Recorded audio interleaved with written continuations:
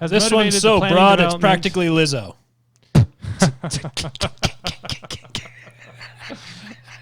Another fat joke. Those are classic.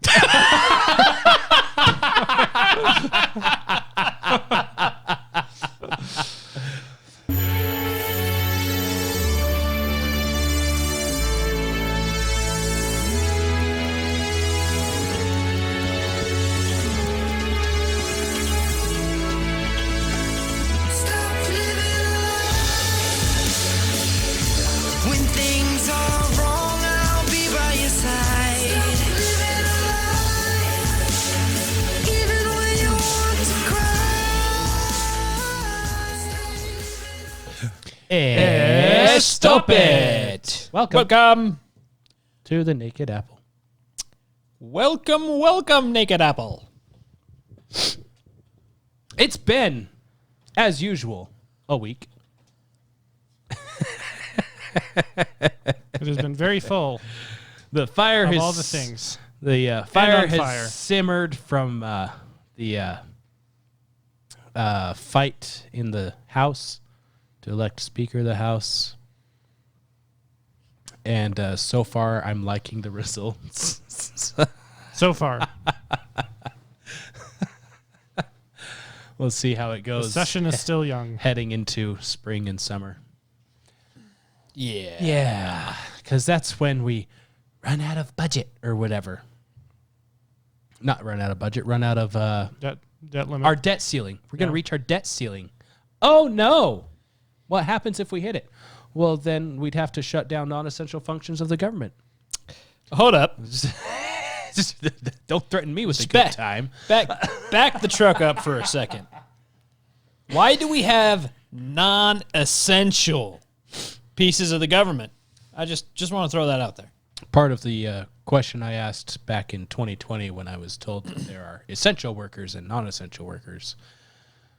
So you're saying that things that don't actually provide to society aren't necessary?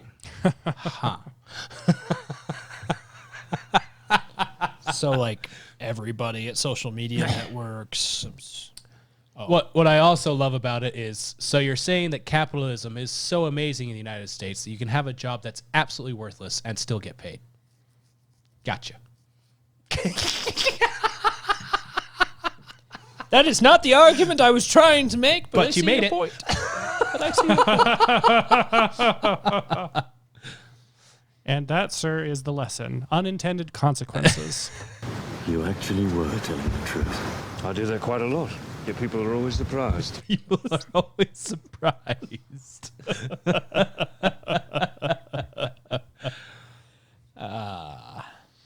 Well, we've got a lot to cover this week. A lot. A lot. So, Let's start by doing something completely unnecessary, but also totally necessary. but also totally worth it. our weekly dose of vitamin B. Vitamin B.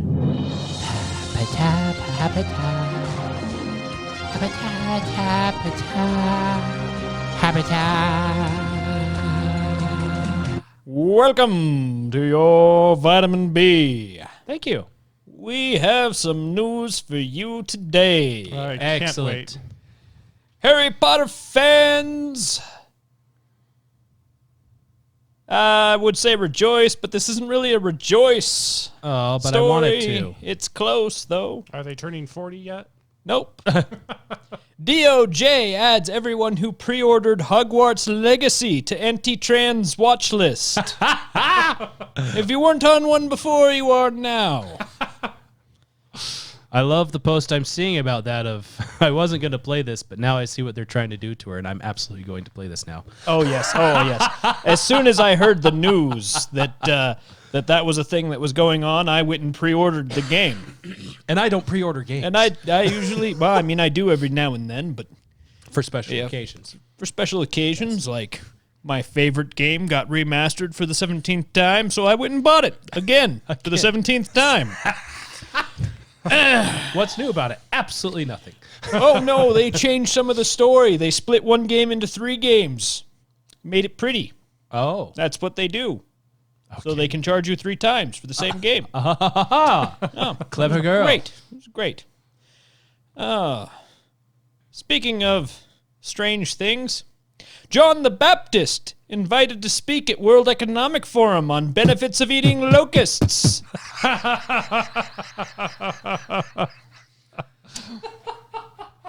Now, while we're on the subject of the World Economic Forum, the WEF attendees discuss how to make eggs even more expensive. As if forcing ranchers to kill their chickens because of a avian flu pandemic that their chickens tested negative for wasn't enough. I have 2 chickens test positive. Got to kill the whole flock. Sorry? I have no chickens that tested positive. Oh, you have to kill the whole flock. Wait, what? Excuse me? The only way to Well, prevent just the in spread case. Just in to case. kill everyone involved. Kill all of them. World Economic Forum was behind that. Probably in a roundabout way. Surprise me. I mean, the guy that heads it is only the exact depiction of a Bond villain. Speaking of the World Economic Forum, not citing bode well. racist history, Harvard bans using the word Harvard. Fell into their own trap. Yes, indeed. Circle of rakes, if you will. Do you know that used to be a slur for a promiscuous woman? Anyway, Circle of rakes? rake. Oh. Rake in general. Oh. Yes, it's a gardening tool that is also a slur for a promiscuous woman. Yes. And when I first heard that question, my answer was hoe. I was wrong. The answer is rake. I don't know. I know now. Speaking of hoes and rakes, Congress urged to raise theft ceiling. That's a first. I know, Except it's not. except it's not.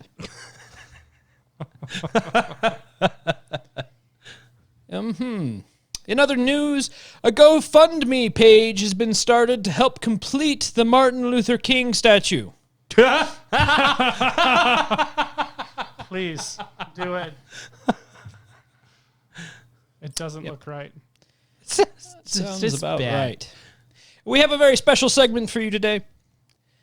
We have, for your listening pleasure, 7 ways to spot an FBI agent Twitter profile. Number 1, the profile pic is of a suspiciously hot girl, and she just DM'd you. Hello, fellow patriot. Don't you love insurrecting things? There's a joke there that it's probably best I don't go there. Is it best that you don't go there? Yes, it is. Are you It is. sure? I've made my decision. What rating are we going for on the show? I My generally, wife might listen to this episode, that rating. I generally aim for a soft R. A soft R. Just squeaking in that R. Squeak it in. Their post history, this is number 2, their post history is full of incitements to violence, but none of them are censored. Such as classic greetings like, I like freedom. Number 3, they follow J. Edgar Hoover for some reason. Indeed. Nobody follows J. Edgar Hoover. Indeed. Number 4, their profile pic clearly shows an FBI agent. What gave it away? Number 5, they are wearing sunglasses in every picture. Every one of them. Everyone. They might even have a barbecue grill. Number 6, the link in their bio leads to tips.fbi.gov. And their pinned tweet says, looking for ideas, or rather tips, on governors to kidnap. It's a weird OnlyFans account they're trying to link you to. It is. Very strange. And finally, but definitely not least, they keep warning of an inbound Russian disinformation dump whenever a new episode of the Twitter Files is announced. Putin's had it again! And this has been your Vitamin B.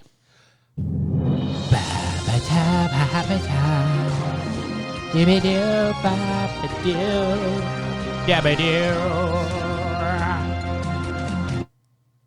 Wow, that was enlightening. that was enlightening. That was a good one. I have a couple of Twitter friends I need to unfriend. I just was about to say, I get this. Fix a couple things. Yeah, it's the sunglasses that gave them away. That was the step where I realized, Always aviators. Jordan, I'm sorry. You've got to go. Don't throw up, Jordan. It's fine. Fed. He's a truck driver. That's what he told me. Sure he is. Have you ever really met a truck driver? No, you have not. What does body by ups mean? I don't understand. Don't understand. Well, Those jokes were just for you, Jordan. You're welcome. all right. So on to other things around the world. ESG. Oh, That's been a topic. hey, isn't that the weird salt stuff that they put in Chinese food? That's Oh, MSG. MSG. Which turns out actually isn't all that bad for you. Oh, really? I didn't know What that. am I looking at, Trevor? Harvard Law School Forum on Corporate Governance. The very first link.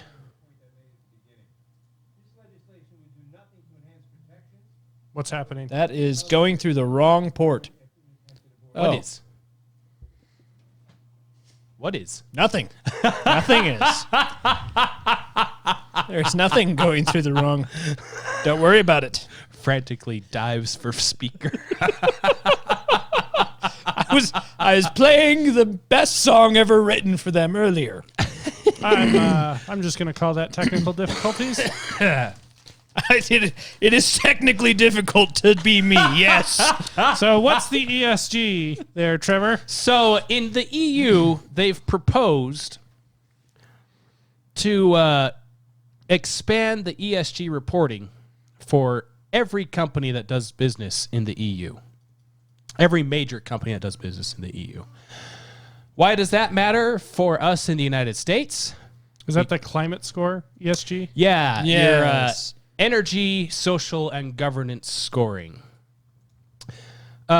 This affects the U.S. because a lot of major U.S. companies do business in the EU. Or if they don't do business directly in the EU, they buy things from businesses in the EU, or they supply some things to the EU.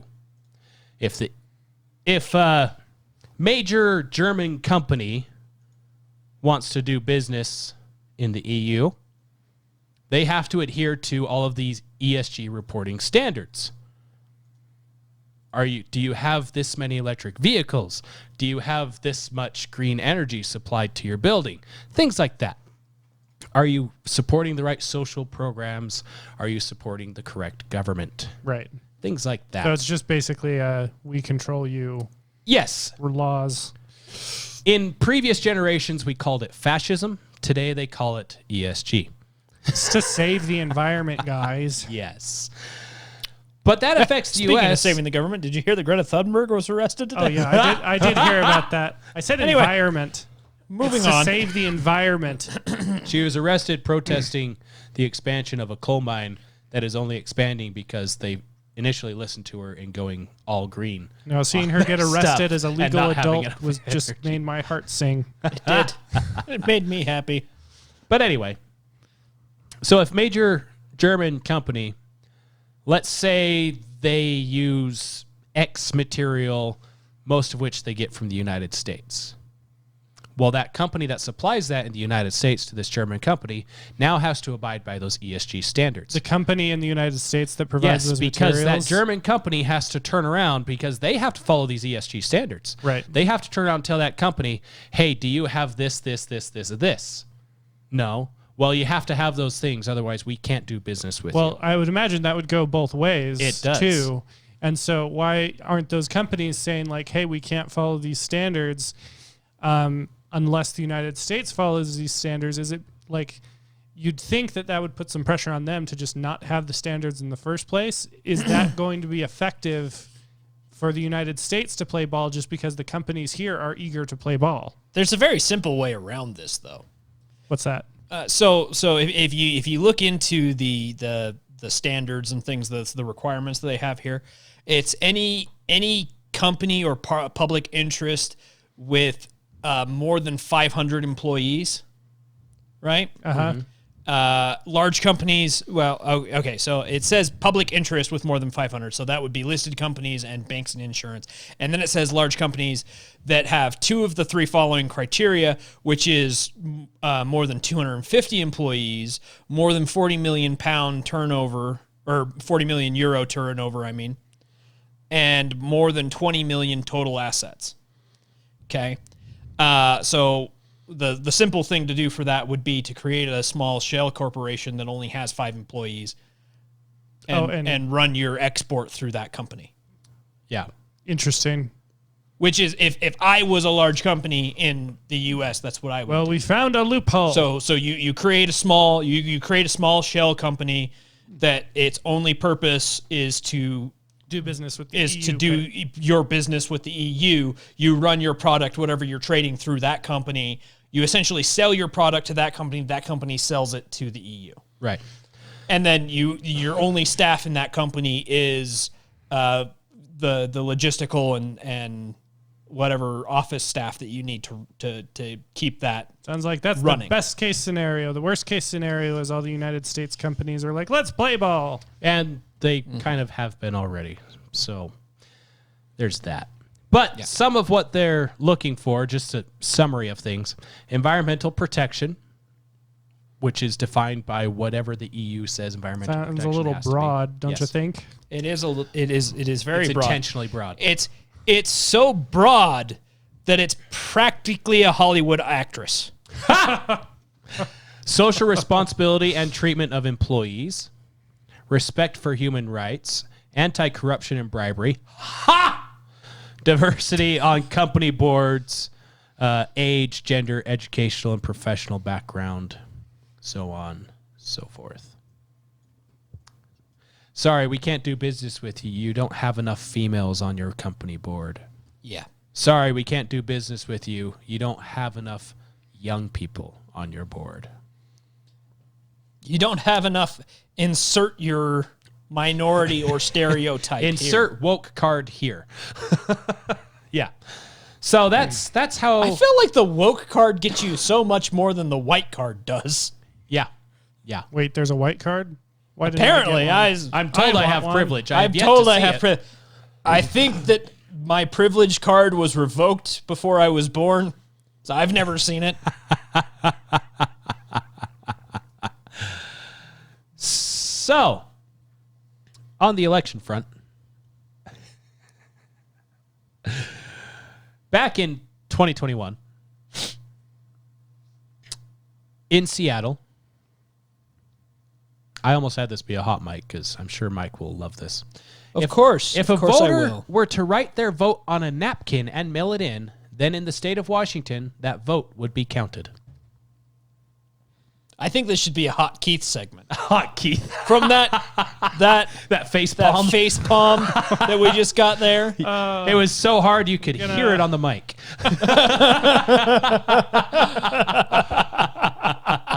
No, that brought to mind that that Futurama quote, I don't want to live on this planet anymore.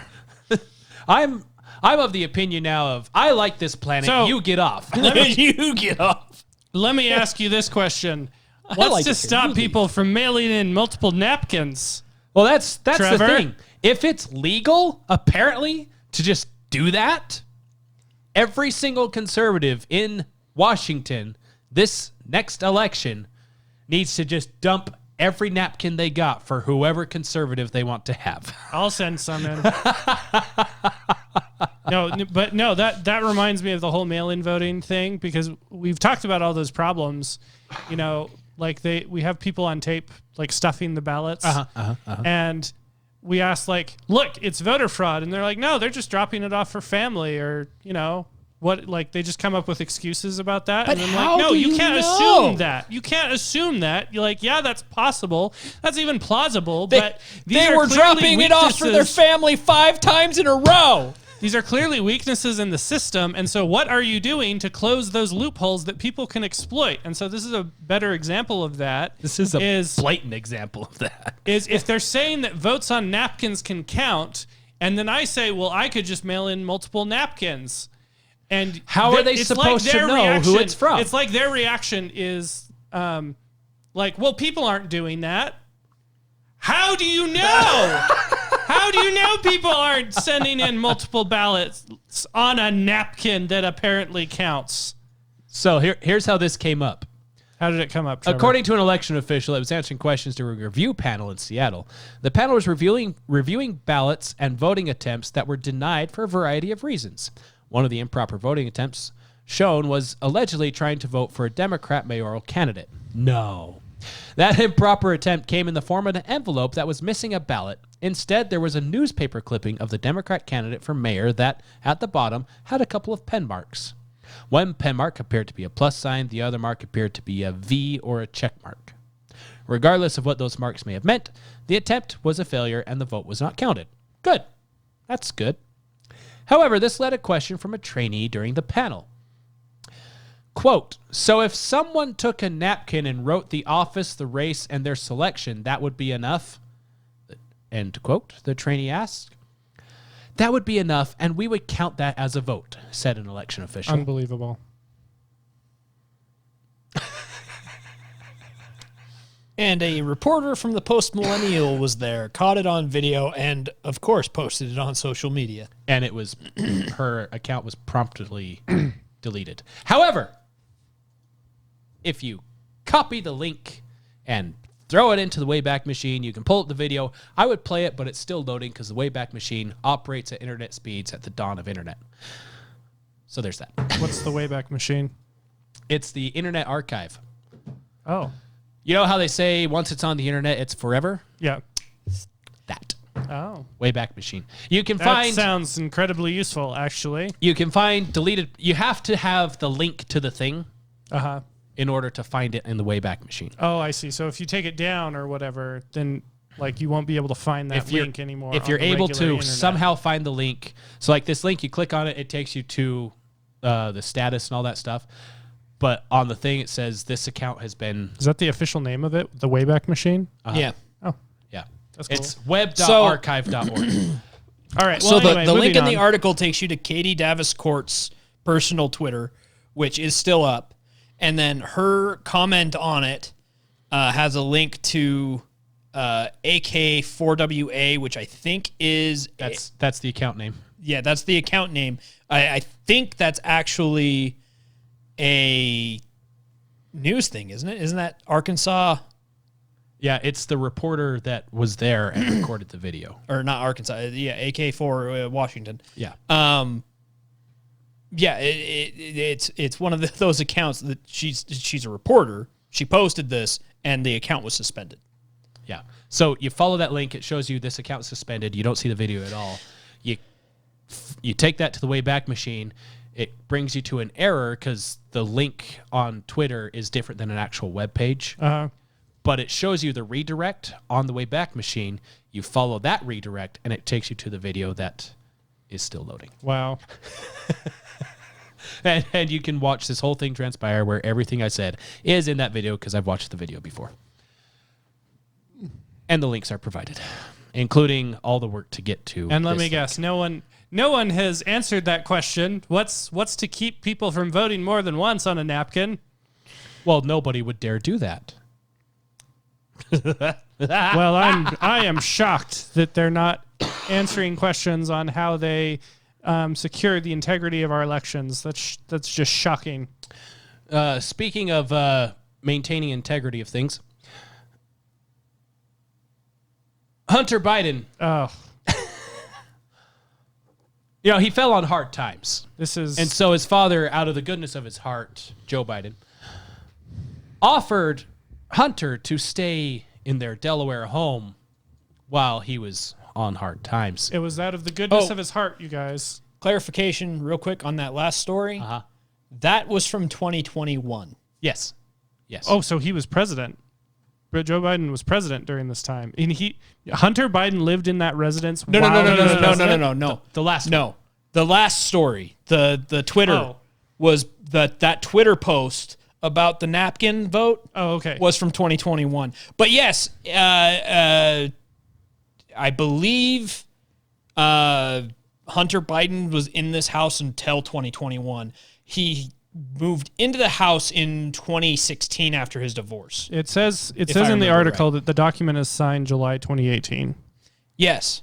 And so the rental Hunter listed his rental tenancy from March 2017 to February 2018. Mm-hmm. And a different story I read stated that he was using the residence as far back as 2016. Yes. And that he has apparently either purchased this residence or a different one from Joe since the 2018. Right.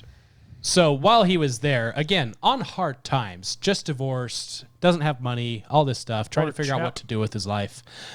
Out of the goodness of his heart, Joe Biden gives him a steep discount of $49,910 rent Per month. per month. So in other words, he's given the big guy $50,000 in rent to stay in his Delaware home. No. Because just to be clear, if you're money laundering, you absolutely do not do a round number because that's suspicious. That's right. When you're doing rent, you never pay a round amount for rent. You always pay some odd number like $49,910. And what was his rental payments, Trevor? It's $49,910 was rent. Interesting. It is interesting considering the highest rent in that area was $6,000 per month. And he's paying 10 times that of rent. And Hunter was listed as the owner of the house, wasn't he? At one point. And Because he bought it eventually. According to this, Hunter owns the house, and he's still paying $49,910 in rent to his father, Joe Biden. What's significant is this is the same house that has that Corvette in a secure garage. And happens that's to where have, the secure happens to have documents were classified documents. Yes, next to the Corvette. I mean, it's not on the street.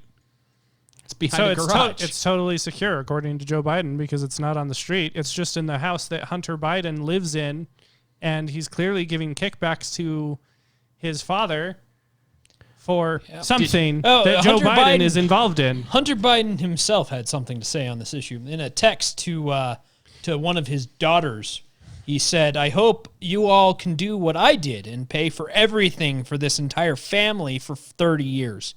It's really hard, but don't worry. Unlike Pop, I won't make you give me half your salary." Oh my gosh, that's an actual quote? That's an actual quote Holy from bananas. a text message And he it's sent to his daughter. and it's So a good according thing. to Hunter Biden, he's saying that Joe Biden demanded that he get a significant kickback. According to according to that text message, it's half of his shenanigans overseas to the big guy, as they might say. And this, I mean, this is basically proof. Like, how could this not be money well, laundering? it's a good thing that this didn't happen during the time where he was making deals with China and Burisma to make a lot of money. Yeah. So to the point of what I was saying about there being some fogginess as to whether or not he's still living there, according to his most recent Delaware's driver's license, Hunter Biden's current residence is still listed as Barley Mill Road, which is the same address where Joe Biden kept troves of classified documents. And these are documents that have been there since Joe Biden was vice president. Right. Allegedly. Over 6 years. So Allegedly that the Allegedly. documents have been there since he was vice president, not that he was allegedly vice president. His attorneys, as soon as they found it, they let the proper authorities know. I get the feeling that the first like information dump about that was his lawyers going, shit, guys. I don't know about you guys, but I don't want to be involved in this. Let's just turn this over. I've had enough of Joe, guys. They I've had had enough thing- of Joe. They had a Loki as Odin moment. Pretty much. Well, and you know, the more you look at this story, like everything involved with this story, the weirder it gets. You know, because like I said, there's some allegations that Hunter's been there since as early as 2016 and is potentially even still living there. Like I said, his current driver's license still shows that as his home address. You know, there's these documents here. There's the documents in the think tank. There's so many things around this. There's four different locations of documents. Is that right? Yeah. Yep. As far as I know, there's 4 different locations. There's so many different things around this family. And you know, I mean, you talk about Burisma. Burisma, Hunter Biden's salary for being on the board of Burisma was $50,000 a month. That's suspicious. Like I said, And He was on hard times. And Hunter he Biden got that was position. no expert in oil and gas. He or got whatever. that position at Burisma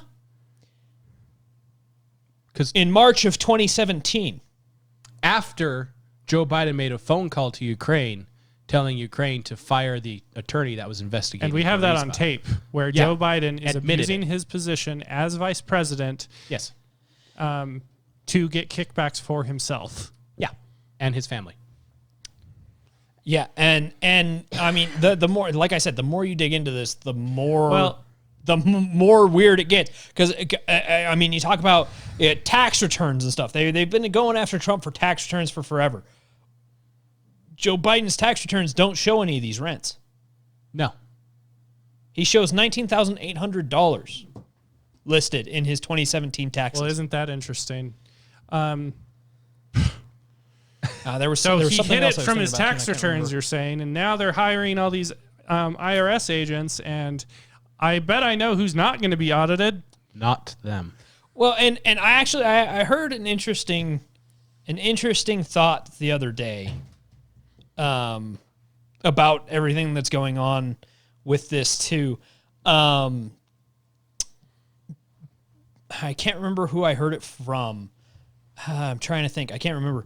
But the thought was that that Biden, Joe, has become kind of a liability in the spot, Like to the Democrat Party? like you to the mean? Democrat Party, Okay.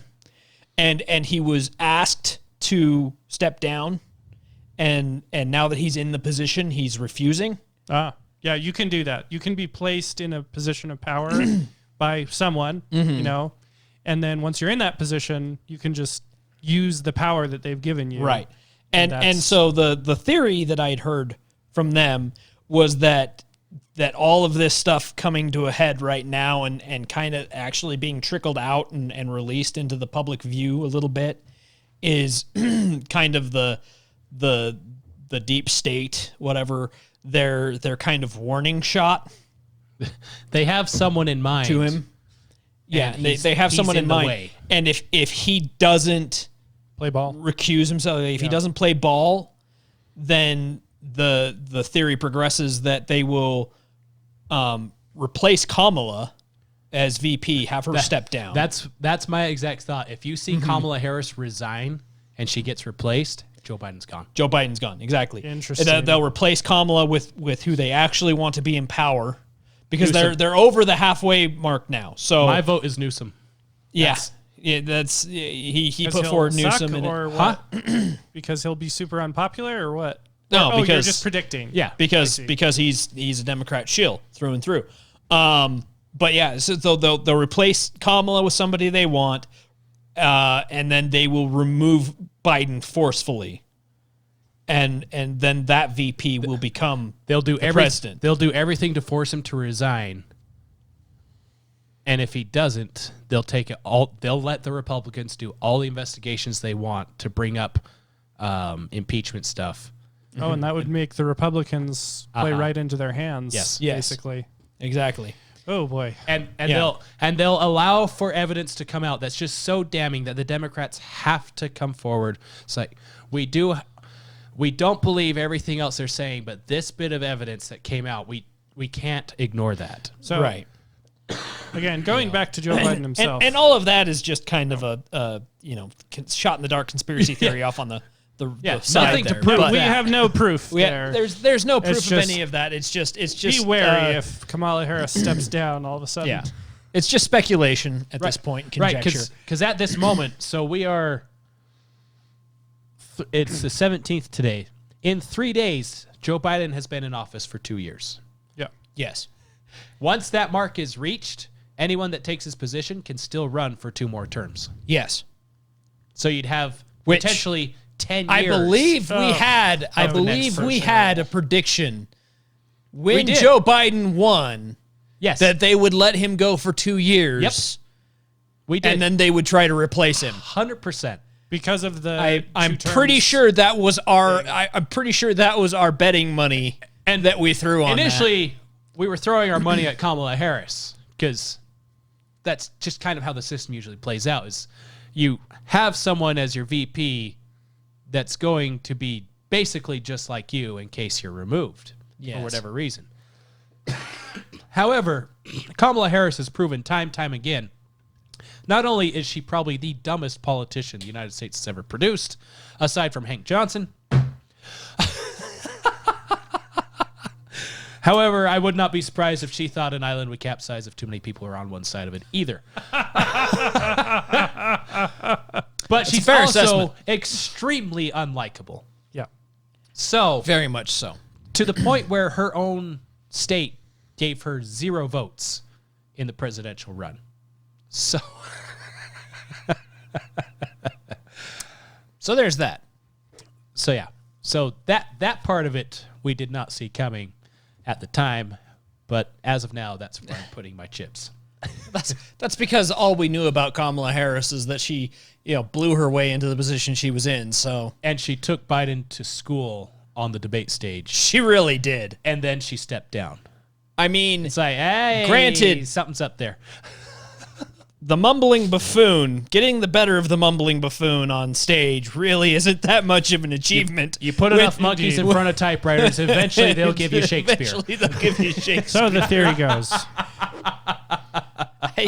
Even a blind squirrel finds a nut every now and then. But yeah, did you see Ducey ask Kareem Jean-Pierre about the visitor logs?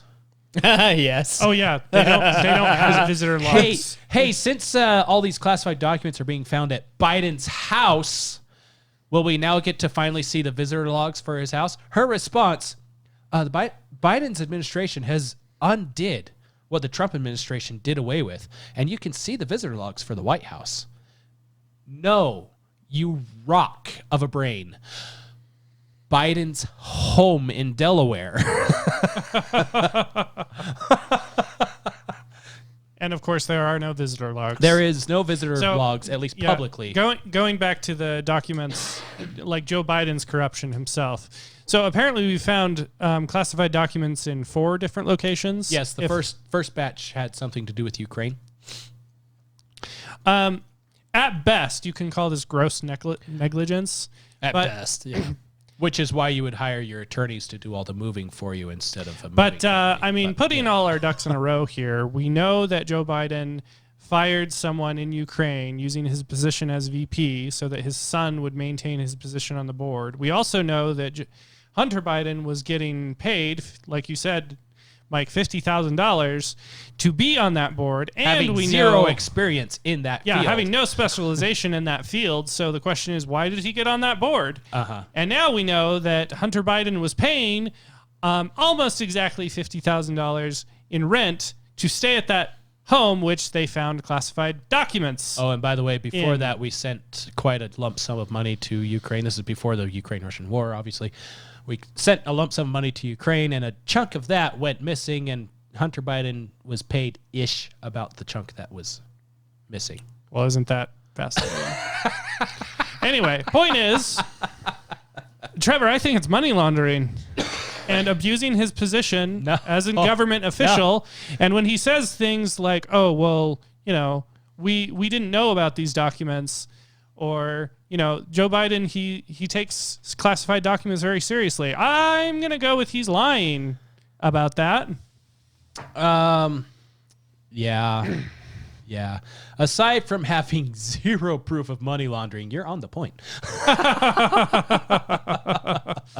Yeah. Oh, okay. So, March 2017 to 2018, document shows Hunter was renting. Yeah. Renting. 20 Also, he owns the house. 2018, there's a document showing that he claimed ownership of the house. Hunter claimed ownership So was of the that house. after the renting comment? Apparently. So it doesn't all say right. exact So Hunter time. Biden, who has never had a top secret security clearance, owned a house with top secret documents inside the house. Gotcha. Yeah.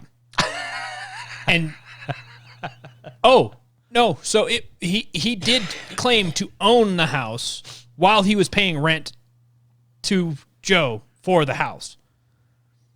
At some point is what this says. Because that makes sense. It that also makes a says lot of that he sense. owns a law firm. Hunter Biden owns a law firm? Yes. Well, at this point, he better. Yeah, and several of the wire transfers that he made that are currently being flagged in the investigation involve his law firm. No. I'd be really interested to know how big that house is. Not that big. Big enough for a Corvette. That's all I know so But far. like you said, rent is like the highest rent is like $6,000. $6,000 in that area. Yeah. So that's suspicious. Only a lot. Okay. Well, that I was mean, fun. The name Biden is attached to it. Suspicious So, is kind of a given at this How point. many impeachable offenses are we up to with Biden? I don't have enough digits on my hands and toes from just that one I can't story. count that high with my shoes and my pants off. Well, I'm just looking forward to. Divide by 7 evenly.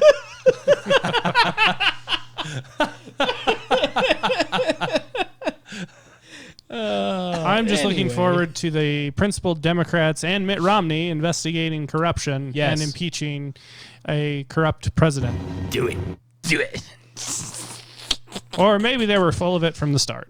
Well, yeah, there's. They might be trying to screw me. Well, of course they're trying to screw you.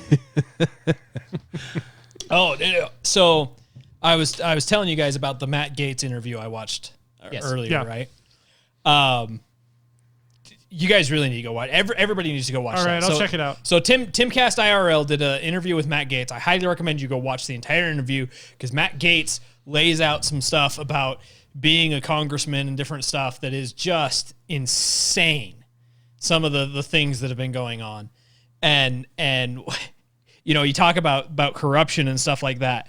And Matt Gaetz was like, well, the biggest, like, because they were talking about how to stop the corruption and those things. And he's like the biggest, I guess the biggest thing that exposed the corruption to him was his like freshman orientation as a congressman.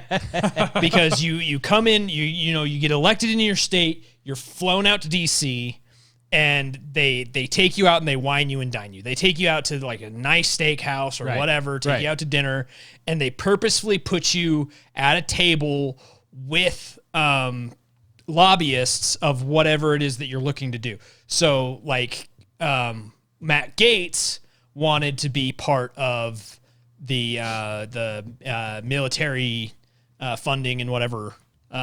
So he sat Councils. with Lockheed Martin and all that. So he was set with military contractors Right. and stuff like that. And he sat down and they said, so you want to be part of this committee? And he's like, well, yeah, and they said, okay, that'll cost you $75,000. They have prices attached to these things. From who? Like who's demanding that money? The lobbyists. Oh, jeez. So you pay it, like it'll cost you this much, and then the lobbyists give you, you know, whatever back. That still feels a type of little thing. low. Is So that you a number give out them of thin air? $75,000. You give them $75,000, sell your soul to them, and then they will They'll support you they'll- and get you on that committee. Oh, your They'll- soul is part of it. That makes Yes. sense. Yeah, and then they'll turn around and say, "We'll donate $90,000 to your super PAC for your next election." Yes. So it's an investment. And so that was a big part of everything going on with the House Speaker election was because that group of 20 was trying to buck the system, because right now what's happening is the person that gets elected to Speaker of the House or you know these important positions, especially Speaker of the House, because the Speaker of the House essentially under Pelosi and the last couple of seats has taken power to where they can unilaterally either bring things or stop things from hitting the floor. Yes. And they've made it so that they can essentially unilaterally push things through that they want. Without a vote, basically. Without a vote, more or less. It's really bad. And banana so it's republic become, if you can keep it. And it's become to the point where the Speaker of the House is no longer somebody who is actually elected by people that the congressmen actually believe their constituents would want in that position. It's an election of who can raise the most money. And he actually said this in the interview. He's like, McCarthy raised over $500 million. So in the question PAC. is who owns his soul, basically. Yes, exactly. He said McCarthy raised over $500 million in donations to the PAC to be the Speaker of the House. I see. So the question we have And to so ask is... that was why they were standing up and doing that, was to say no to that system. Yeah. To say, no, you can't just come in here, put your speaker in, and then do whatever the hell you want. We'll elect your speaker if you give us these things. Turn the tables on them. So in Yeah. exchange for what is basically what we have to ask our question for. Not just Exactly. the Speaker of the House, but anyone in any position in DC. Yes, exactly. And if you in notice, exchange for what? If you notice with those 22, most, if not all of them, are basically junior representatives. In the 20? In the 20. Interesting. So what Yeah. you're saying is the longer you're in DC, like it's The only worse a it matter of gets. time before you get bought. Most Yeah. in Oh, most and cases. that was another thing he said is if you turn down the initial offer that you get on your freshman orientation, is what he called it. If you turn down that offer, from that point forward, They'll the try to push you lobbyists, out. the PAC, they try as hard as they can to oust you, Yep. to get you removed, to get you discredited, to make it so that your voice isn't heard. Because they don't want anybody in Congress to have a voice that isn't in their pocket. Yeah. It's fun. Politics is fun. Yeah. He essentially just Well- confirmed like Everything. all of the worst ideas I've ever had about Congress in that one interview. Oh, there it all is. For No. everyone to see. Well, we need to know what we're up against before we can make improvements. Vamos. You magnificent bastard, I read your book! Anyway, I'll quit sidetracking here. We Speaking got stuff of- to get through. Got 3 quick bills here that floated through Congress recently. Oh yay. Starting with is it Maxine Waters proposed this. Or no, Sheila Jackson Lee proposed H.R. 61 Oh yay. to prevent and prosecute white supremacy-inspired hate crime and conspiracy to commit white supremacy-inspired hate crime, and to amend Title 18 United States Code to expand the scope of hate crimes. Within the bill, you will find that basically if you are white and you criticize anything about the border, you are guilty of white supremacy and you should be thusly adjudicated. So it's basically a thought police. It's basically the Democrats are confirming they have never not been racist. Change your mind.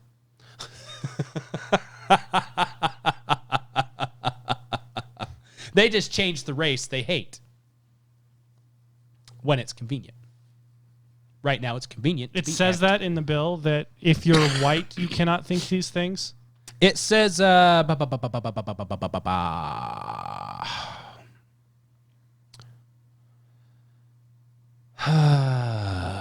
Let's see. A person engages in white supremacy-inspired hate crime when white supremacy ideology.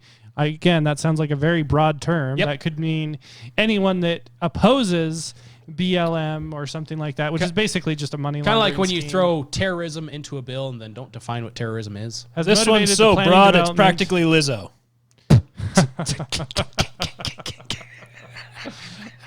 Another fat joke. Those are classic.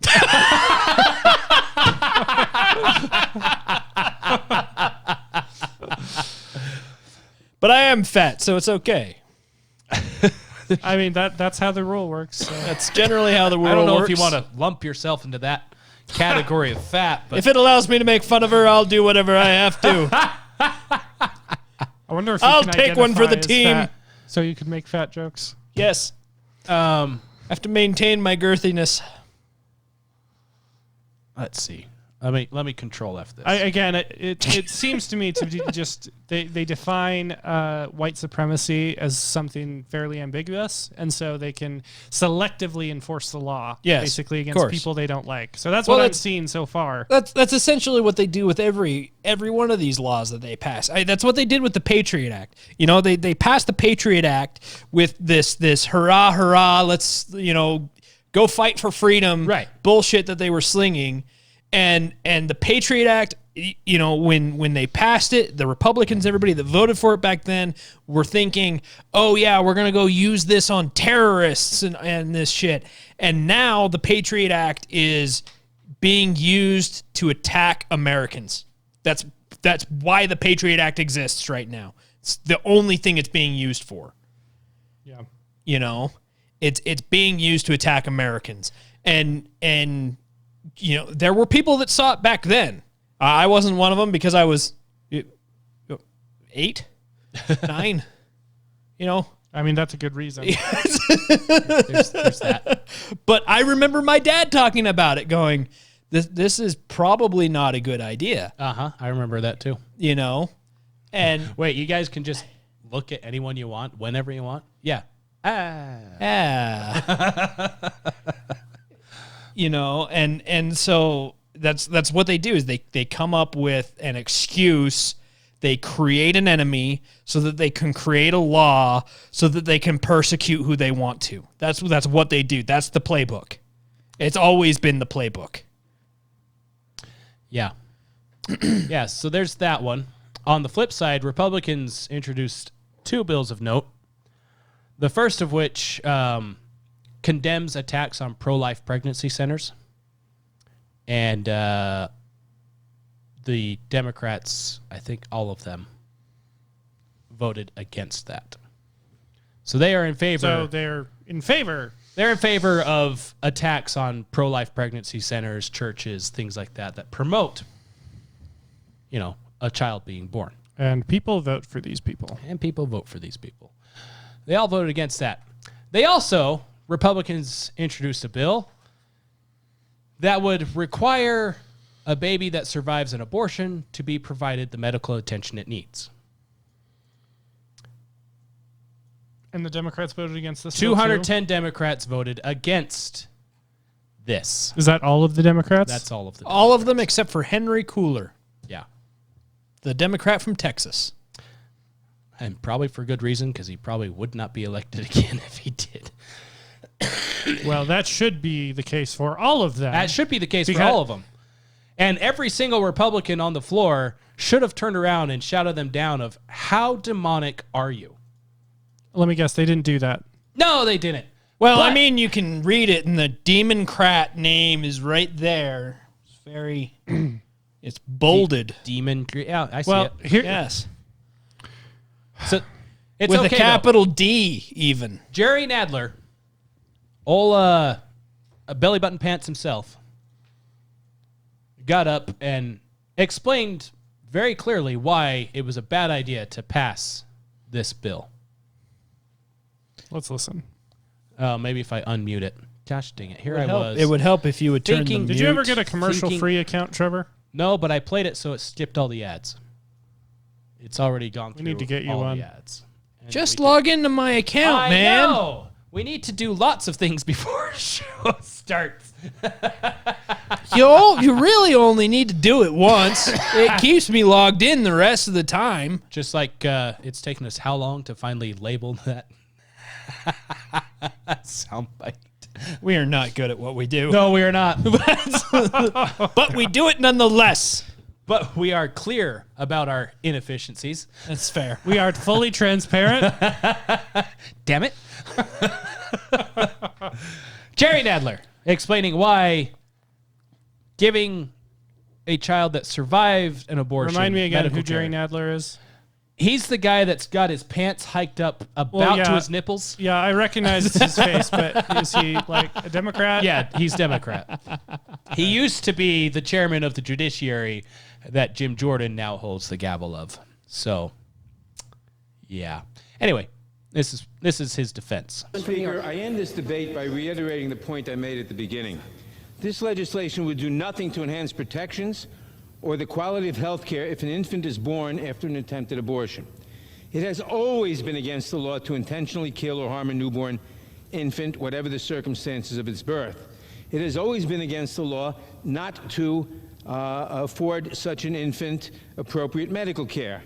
The bill does nothing new to protect infants. The bill, however, is not harmless. Rather, if enacted, it could place the lives and health of newborn infants at risk. The bill directly interferes with a doctor's medical judgment and dictates a medical standard of care, namely immediate transport to a hospital, that may not be appropriate in the particular circumstances. That is why a broad coalition of healthcare provider groups, joined by a wide range of additional health, civil rights, and women's rights... So, passing this bill could be detrimental to the health of the baby that survived an abortion because it might have to get transported to the hospital. Explain that one to me. 10 seconds ago, Jerry, you wanted the baby dead. But now that it's made it out of the womb, this could be detrimental to its health if it has to be transported to the hospital. What? Pretty sure if the baby has to be transported to its health, or to the hospital, its health is already jeopardized. Well, I mean, they were trying to kill it a second ago. And that brings up something else. If this abortion provider is an actual doctor, women doctor, whatever kind of thing, shouldn't they have everything they need there to take care of anything that happens? They should if they were an actual doctor. Yes. What's interesting is these pro-life centers, Most of the time, that would be true, yeah. always have on-site registered nurses, registered doctors, all the equipment needed to take care of anything that happens during a woman's visit to these pro-life centers. You go to Planned Parenthood, it may or may not be a doctor that's there, and there may or may not be an actual nurse there. So that would justify transportation, would So it not? That would mean you'd have to transport it to where there is a licensed doctor and actual nurses who can take care of an infant. I mean, putting the pro-life arguments aside for a minute, like even if you do believe that abortion is okay, even if you do believe that there's something magical about the birth canal, that it changes the human rights from no human rights to human rights, I would assume that we could all agree that once a baby is born and is a baby and is clearly a human consciousness, the reason you know it's a human consciousness is because it has the ability to feel and move and everything like that. If it's on the table and you want to kill it, that is murder. Uh-huh. And all of these Democrats are like, no, we can't do that because it might jeopardize the health of the infant that we're trying to kill, as opposed to what? However, every single one of those Democrats would tell you 100% if a 2-week-old baby that's at home with mom and dad, an intruder comes in and does whatever, the baby's life is in danger, that baby has to be transported to the hospital in order to receive medical care it needs, or else it will die. Yeah. Well, this is why late-term abortion is a horrible thing, because if a baby can survive an abortion, which is a real thing. Yes. For late-term abortions, surviving an abortion, that's a real thing. Yep. Then a baby is capable of surviving, and then you have to decide, like, what happens to this baby if it survives an abortion, which clearly the Democrats are in favor of just killing it. Yeah. And then that, like, transitively, you have to say, okay, well, if a baby can survive outside the womb and all you did was change the location, then think about how horrible it is to do abortions at all. Yeah. So to give you a number to that, there's an estimated 44,000. So back up a second. 42 million children are aborted worldwide every year. And in the United States, it's what, 2 million? Something like that. Or no, I feel like I can't remember. I can't remember exactly. 42 million worldwide. Uh-huh. Of the 42 million worldwide, in the United States alone, there's an average of 44,000 survivors a year. How many surviving abortions per year? 44,000 in the U.S. alone. Holy shoot.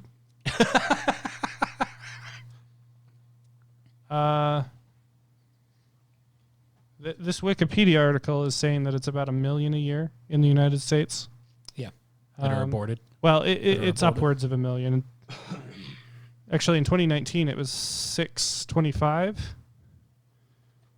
Yeah. Anyway, That's 22%. That just gives a ballpark. Yeah. Yep. So, but anyway, that's a thing. Like,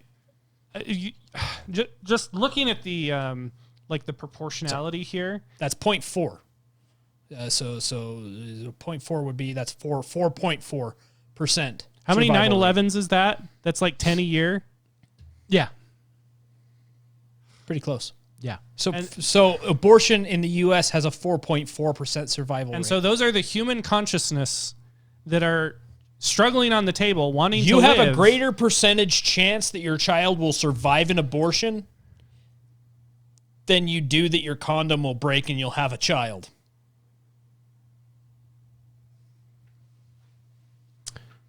Yeah. Wow. just say, statistically speaking. Anyway, Just the point is that these people are in favor of these human consciousnesses that are struggling on the table, moving, struggling for life. They're in favor of not providing them health care. And the reason Just why turning this is, a blind eye and letting them die. and the reason why this is a thing, Jerry Nadler, it's already illegal to do this. Already illegal. Okay, let's pass the law then. What's the harm in passing it if it's already illegal? 1. 2, this came up because in North Carolina last year or the year before, the governor said if a baby survives an abortion, the doctor and the mom should be able to discuss what to do with the baby. That was while Virginia. Virginia is sitting on the table, writhing in pain to the point where it probably can't even scream because it's in so much pain. And doctor and mom get to stand there and decide what to do. And if mom decides not to keep the baby just sits there and dies, either from freezing to death or choking to death or any other means that are absolutely torturous in any other circumstance. So here's a question for the Democrats. That's why that bill is on the floor. How do you guys live with yourselves? Well, when you sell your soul to the devil, you can sleep anywhere you want because the devil's watching over you.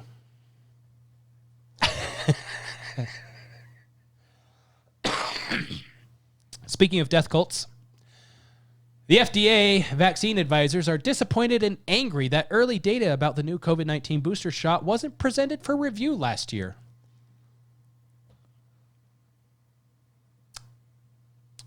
Hey, you didn't give us all the information. Yeah, sorry about that. I mean, we allowed it to go through anyways, but you guys didn't share all the information.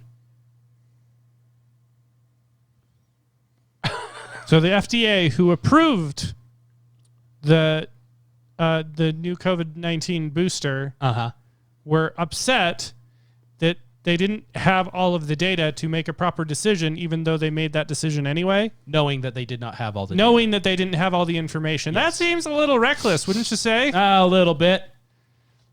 A little bit. And aren't these same people wondering why the public is losing trust in their institution? No, see, you're not allowed to question anything about that, especially previous iterations of this vaccine. But luckily for us, there is the Kaufman Institute for Coincidence. Let me see if my mouse will appear. There it is. And go. Are you or a loved one suffering from a medical coincidence? You want proper medical care, but you don't want people sniffing around asking a whole bunch of questions about what might be causing If you're your listening, problem. it's a bunch of people At the grabbing at their Kaufman chest. Institute for It's a heart Coincidence, attack. we won't look into the cause of your heart or other problem. We'll just fix it. That's right. We promise to only look at your symptoms. We won't get all curious looking for causes, because that could get your employer or your doctor into some legal hot water. And nobody wants that. At Kaufman, we understand that coincidence is now the leading cause of death. Coincidence over here. If we want to operate at the speed of science, there's no time for looking for causes. No pesky questions about drugs or vaccines you may have been given. At Kaufman, we specialize in the effects and leave the causes to the conspiracy theorists. And let's be honest, we know the cause anyway. It was a coincidence, right? For each new patient, Kaufman's talented team of doctors strap on their blinders and look directly at the problem area, usually the heart, just like the CDC recommends. Our main campus now treats myocarditis, blood clots, heart arrhythmia, stroke, heart attack, magnetic skin, difficulty breathing, full body blisters and burning, convulsions, kidney failure, memory loss, cancer, sudden death, and much, much more. How would they treat sudden Give death? your coincidence the attention it deserves, but not the wrong kind With a body of bag? attention. At Kaufman. Schedule your appointment today at kaufmancoincidence.com and receive a doctor's note with a real sciencey sounding explanation to provide to your anti-vax friends, proving to them it was definitely not the vaccine that caused your coincidence. Kaufman, because coincidences happen pretty much all the time. They're giving little hand hearts at the end. It's fabulous. Coincidences abound. Now that was just so heartwarming. That was really well done. That's I Want Liberties is the person that created that. In light of all the coincidences, sudden deaths, everything that's been going on. It's every day there's some new 20-year-old, 19-year-old, 13-year-old had a heart attack, had a stroke, died suddenly, collapsed. You know, normal things you see every day, especially in the sporting world. Except for Matt. Something that happened about 2.5 years ago when Mike and I started this idea of a podcast for whatever reason. It wasn't to make money. Apparently not.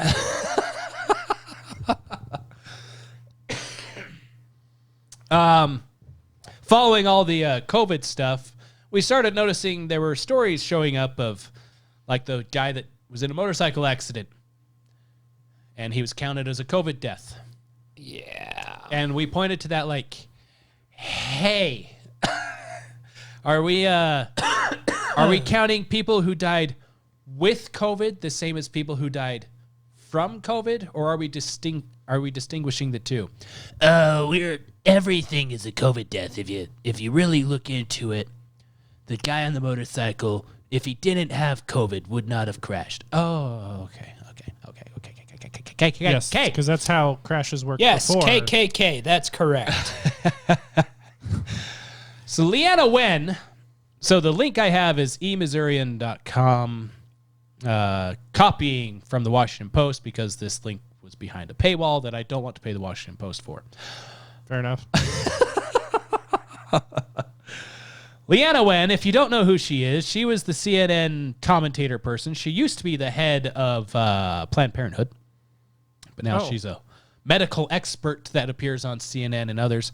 And during the COVID period, she was the one that was saying that people who don't get the vaccine, we need to find the right carrot and stick to stick in front of them to make them take the vaccine so they can participate in society.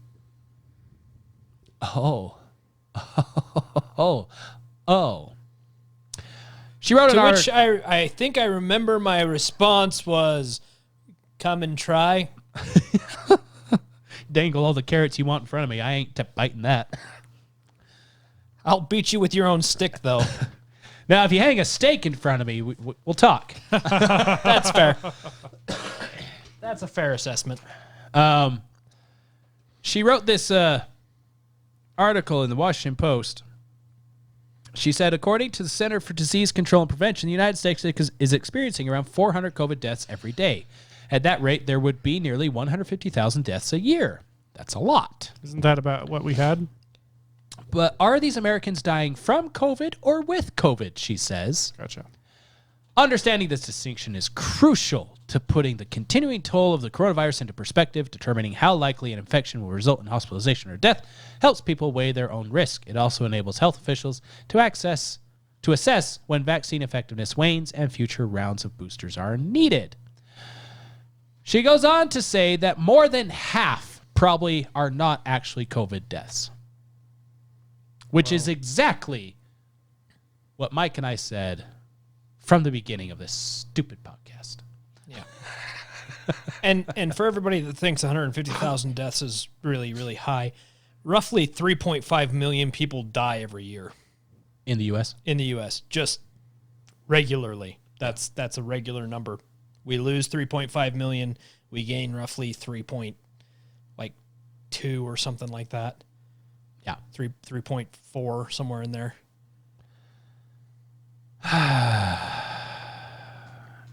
Yeah, that's all you need from that article. It's a bunch of dribble to eventually tell you that I was a shill the entire time, but now we need to look at this because the shilling needs to go in this direction.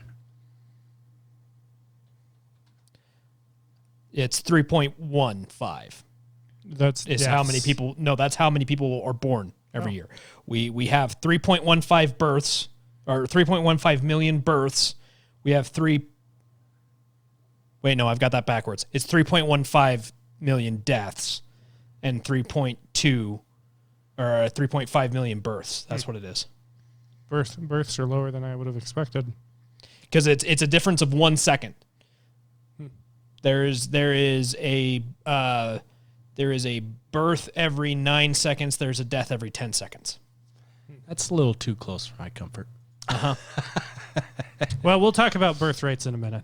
Yes. And there is a net gain of one immigrant every 15 seconds or something like that, if I remember right. Something like that. Well, that would... Gosh. Or 35. It's every 35 seconds. Okay. That's still really high.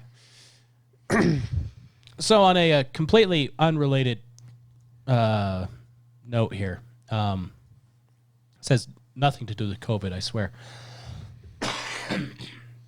What was this? 32. It's one international migrant every 32 seconds, one death every 10 seconds, one birth every 9 seconds. There you go. Okay. So we have a net gain of one person every 27 seconds from the birth death. Right. The Bureau of Labor Statistics released some results on disabilities within the labor force. Oh, really? Yeah. So from 2009 to about the beginning of 2021, it's a fairly consistent the trend line. is fairly consistent. Yeah. Yes. You have your But then what happened in 2021, Trevor? Well, the beginning of 2021, January specifically, they're just, I don't know, some miracle drug rolled out that everyone decided to start taking before any kind of actual research and stuff was done on it. And it spiked up quite a bit. This is labor participation rate? This is the or unemployment rate or something This like is that? the labor force that has a disability. Oh. Disability can be anything from you were born with a disability to something happened to you because of something you took, maybe, or a medical thing, and now you're disabled, but you're still in the labor force. Start spiking up in January 2021. The Biden administration mandates this miracle drug in about March and April, and then it just exponentially increases after that. And it keeps going up. until December of last year. Uh, and it's just the 7.7 million. So how does it compare from like the previous peak before 2021? Previous peak before 21. Yeah, was let's it go here. there. That's March. That looks right. 2019. March 2019. What's the rate then? 6.5. Okay, what is it now? As of December, 7.7. Okay. So it's only 50% more. Just 50% more. So 6.6 to 7.7 is 50% more. That sounds like a What? Oh, not as much as 50%. No, 25 ish. 10. I don't know. I don't math. It's somewhere in between, like it's like 10 and 15%. I think I was going off of what I remember. Yeah, so it looks like the baseline like starts at a baseline and it doesn't fluctuate very much, and at the end it does fluctuate a lot, but because the baseline is kind of hidden, if you look at the percentage, it's not that high, but still it's notable compared to the fluctuations before. Notable spike. Compared to the fluctuations, it's more than double. Yes. Yeah. So this is clearly an outlier, and you have to ask what's the causation there? Like this a coincidence. This it's just mere there coincidence. are questions that this need to be all answered happened here. at this time. That's interesting.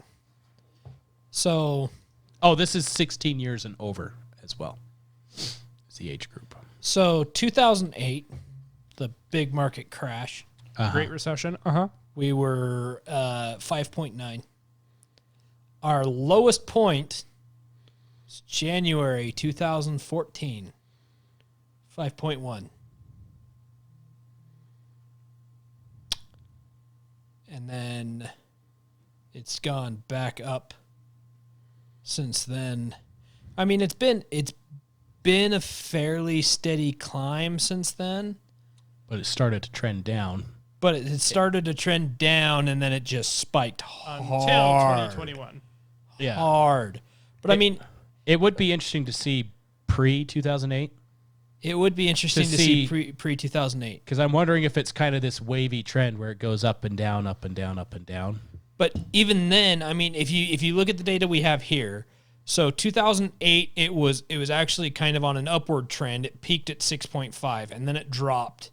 And it was down to 6, 6.1, 6.2. Then it dropped to 5.8, down to 5.4. Then it went back up to 6, and then 5.7. And then 2014 hits and it drops to 5.1, almost 5.2.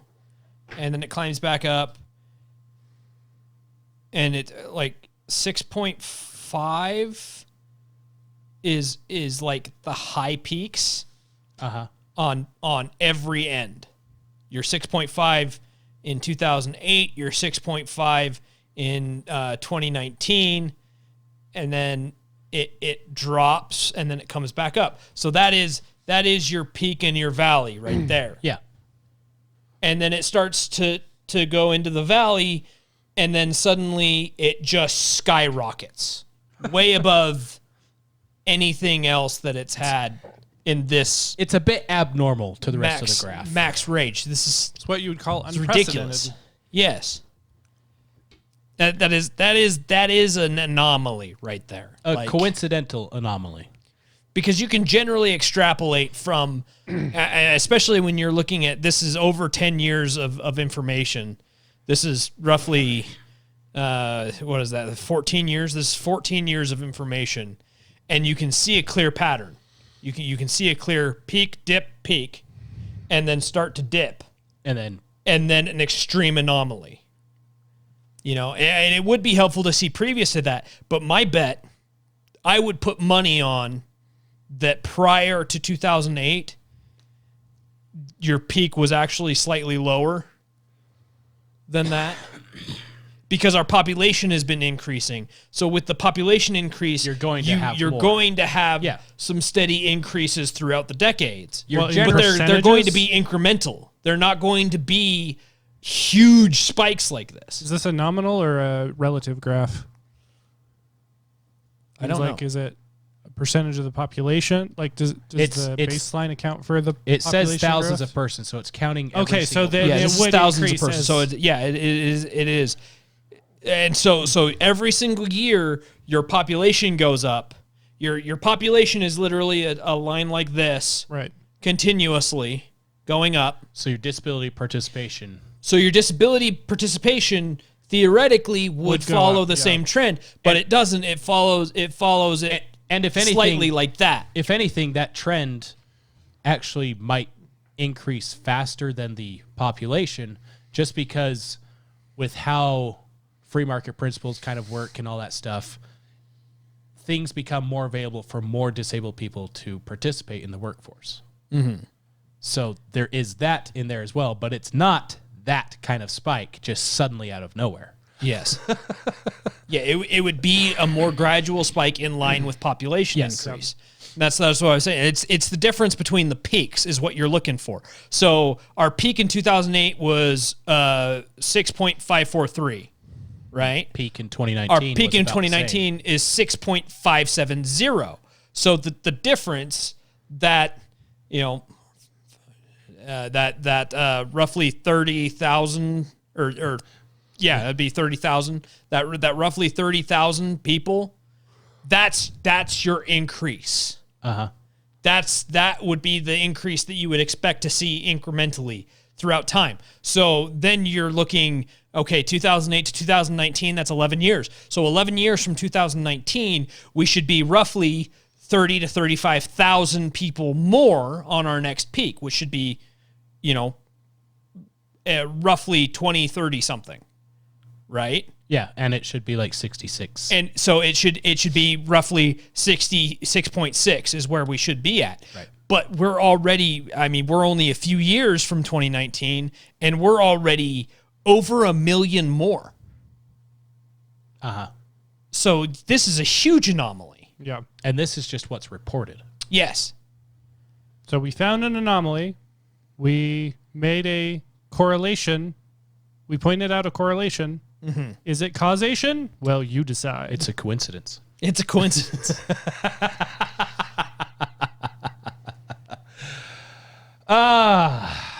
Related. U.S. births continue to decline as nearly half of women under 45 are childless. Say that again, Trevor. U.S. births continue to decline as nearly half of women under 45 are childless, according to a study. Did I give you enough time to find it? According to Scooby-Doo, about half of women are, in fact, lesbians. So this makes perfect sense. I didn't get the reference there. The new Velma show is absolute trash, and they've destroyed everything that Scooby-Doo is. It's a dumpster fire. Do they say something like that? No, Velma is a lesbian now, and there's no Scooby, there's no Shaggy. And Fred is a dumb rich white guy who's responsible for literally every problem that exists in the entire show. And Velma looks like she's Indian or black or something like that. It's just a dumpster fire. And they wonder why it's got 7% on Rotten Tomatoes. I've seen a few social media posts in them, but I think my brain has just programmed itself to just keep on scrolling. And the director tries to tell you it's an origin story behind Mystery Incorporated, which doesn't make sense because there's already an origin story behind that, and it's fantastic, and you should watch it. It's called Mystery Incorporated. Or a pup named Scooby-Doo. There's also that. Anyway, so continuing on. Moving on from Scooby-Doo. Never. Oh my gosh. Do you need a Scooby snack, under Keith? 45 are childless. Can we stop talking about Scooby-Doo for a second here? Okay, so just the implications of this are stunning. I mean, for one thing, Social Security is going to fail. For one thing. And for another thing, like, this is going to reshape society. Like, everything is going to be completely different. I'm not going to speculate as to how this is going to make everything different. But basically, we have made the assumption that our population will continue to grow over time. In fact, our last article, we made that assumption that our population is going to continue to grow. Mm-hmm. But if this trend continues, we cannot make that assumption anymore. And so my question is, if we take this fact that 48% of women under 45 are childless, we were just talking about correlation and causation. What would cause this sudden reversal of public trends? It certainly has nothing to do with telling women that they don't need men in their lives. Well, or the fact that, feminism and all this other stuff has made it so that it's just a terrible idea to get married anymore. It's not feminine to do or feminine have things.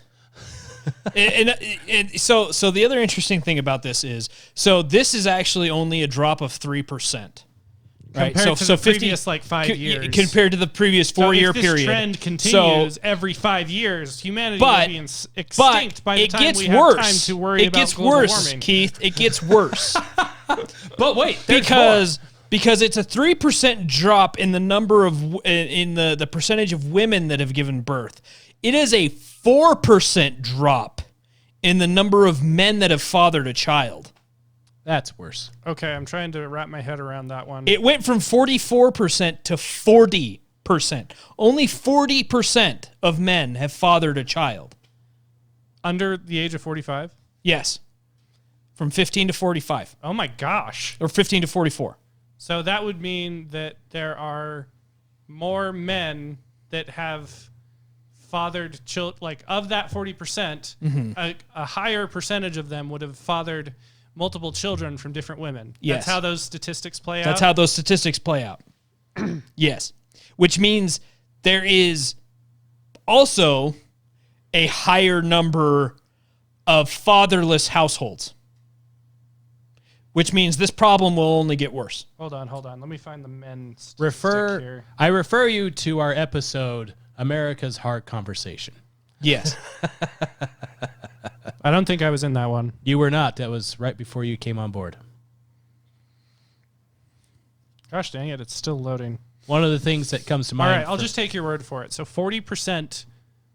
only 40% of men have fathered a child. So that's over half now. From 2015 to 2019, yes. About 40% of men had fathered a child, according to this study, compared to the 44% between 2011 and 2015.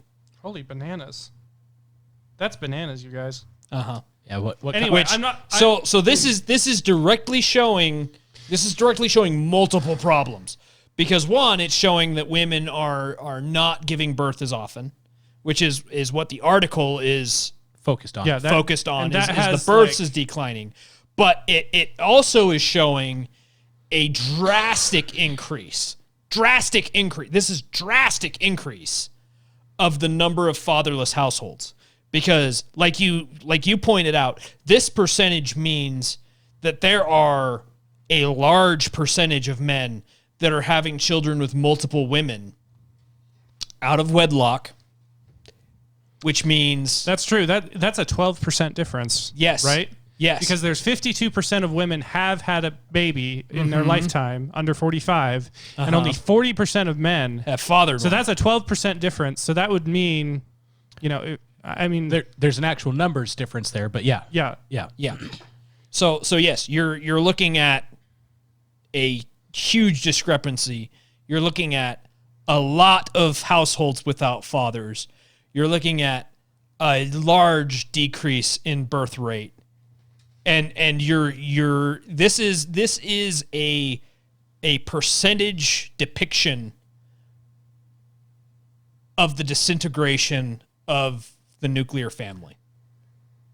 This reminds me of one of the meme apps I use whenever some woke something or other person is on that meme comes up.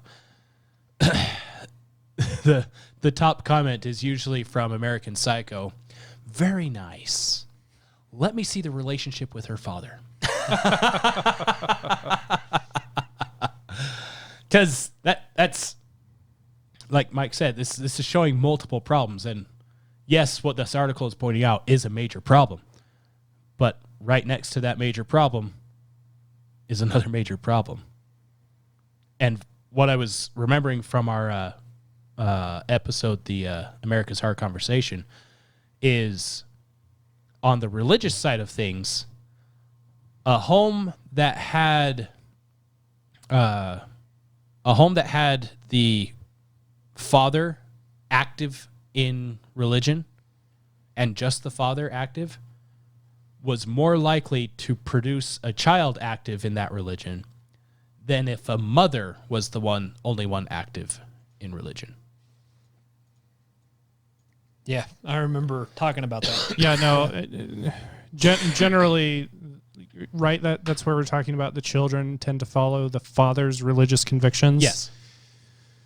And it's not to say that the mother's religious convictions wasn't important.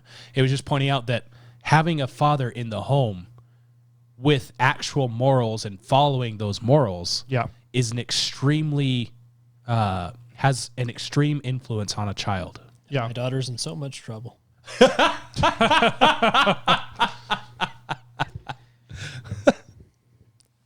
Mostly because I am a sarcastic and awful person. So, and she will be too. This is going to be awesome. I'm so excited. My wife is probably not as excited. Anyways, but Keith, I'm what you excited. got? What you got? Well, so I know I shouldn't care about what people think a white guy thinks about feminism because I have quite a rant here for you, but I thought I'd take the words from another woman. So Candace Owens wrote an article about this, and you know something? It's not a very long article, so I'm just going to read it in its entirety. So Candace Owens, she reacted to this New York Post article about the declining birth rates, and she blamed feminism, which is frankly what I blame too.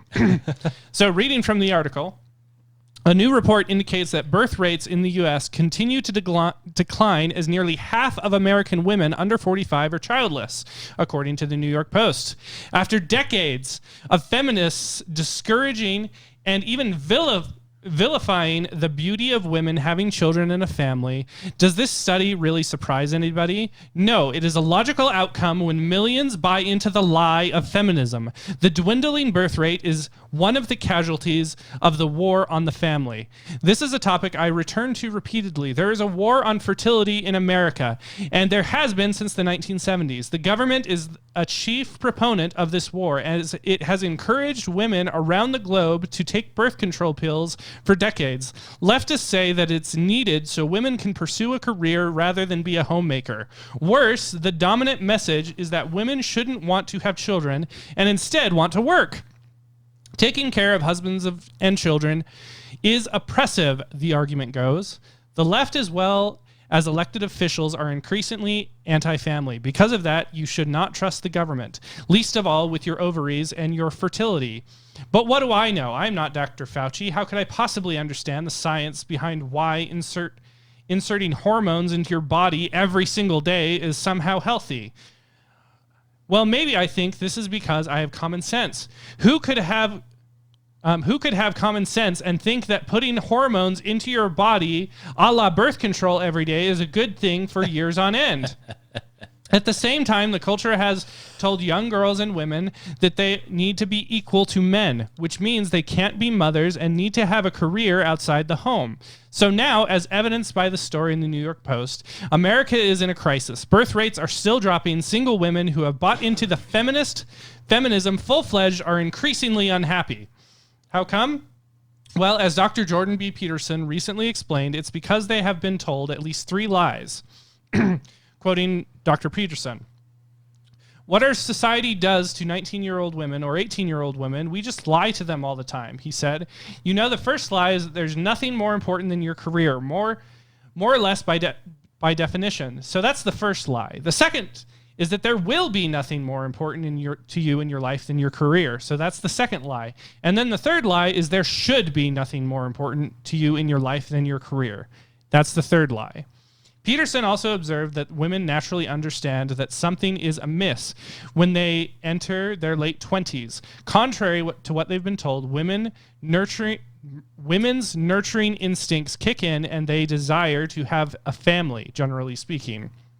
What I've seen Again, this is Dr. Jordan Peterson. What I've seen is that as women progressed towards their late 20s, there's a psychological transformation, the psychologist added. And what happens is that they place less emphasis on their career and way more emphasis, particularly on having a child. And that really reaches a crisis point around 29 or 30. For the vast majority of women, their attitude flips. And I've seen it flipped very dramatically with many women. End quote. Now, continuing as Candace Owens. Again, this is all common sense, but feminism lies to you by saying it won't happen to you. But the poisonous cancer of feminism cannot compete with real life and how your body and mindset change as you get older as a woman. Now, if you are a younger person listening to my podcast, then this might seem far out there. Perhaps you have heard people talk about the biological clock ticking or baby fever, but always thought that it was this sort of imaginary idea. My own personal experience alongside countless other women can tell you that there's a shift among women in their late 20s. It just happens. I was shocked by when it happened to me. In my early 20s, I was wild and free, and the concept of being a wife and a mother was so far off. Then when I turned 26, suddenly there was an alarm going off inside my body, and all I wanted to do was to find a mate and have children and begin that part of my life. Many moms can relay similar experiences. That was not taught to me. In fact, I was told the opposite. Thankfully, I didn't go down that road of feminism. For many who do go down that road, they suddenly realize that it may be too late to have children after investing so much time in a career. Their biological clock tells them that time is running out, and then women tend to go crazy. Now, there will be some women who write in the comments that they've never had children with their husbands and that they're perfectly happy. This might be true, and there are exceptions to every rule. I'm not talking about you. But generally, when I come across a full-fledged feminist woman who has warded off men, she isn't a very happy person. In fact, some of the craziest and most bitter people I've seen out there are the most radical feminists. We all know them. They've marched in the streets looking possessed with a burning anger. But it's not possession, it's simply unhappiness, and that's what's been taught to a generation of girls for 50 years. It seems that the fruits of that message can be seen in our low fertility rates. Whew. That is a strongly worded article. Yes. I will say her voice sounds a little better than yours. No offense. I know. I can't. Just a little. I don't have that same sexy voice that Candace Owens does. Careful, she's married. And so are you. I'm married. So are you. I love you, honey. My wife loves Candace Owens, so I'm sure it's fine. I'm sure it's fine. Yeah, it's a poison. Candace Owens is on both of your hall pass lists.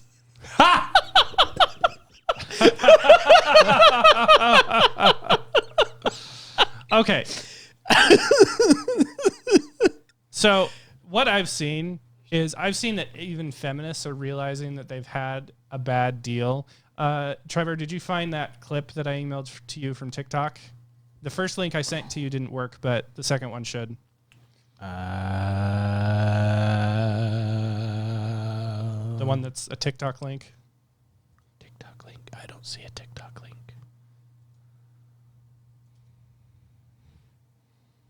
He sent it in a separate email. It's Sherry on TikTok. Okay.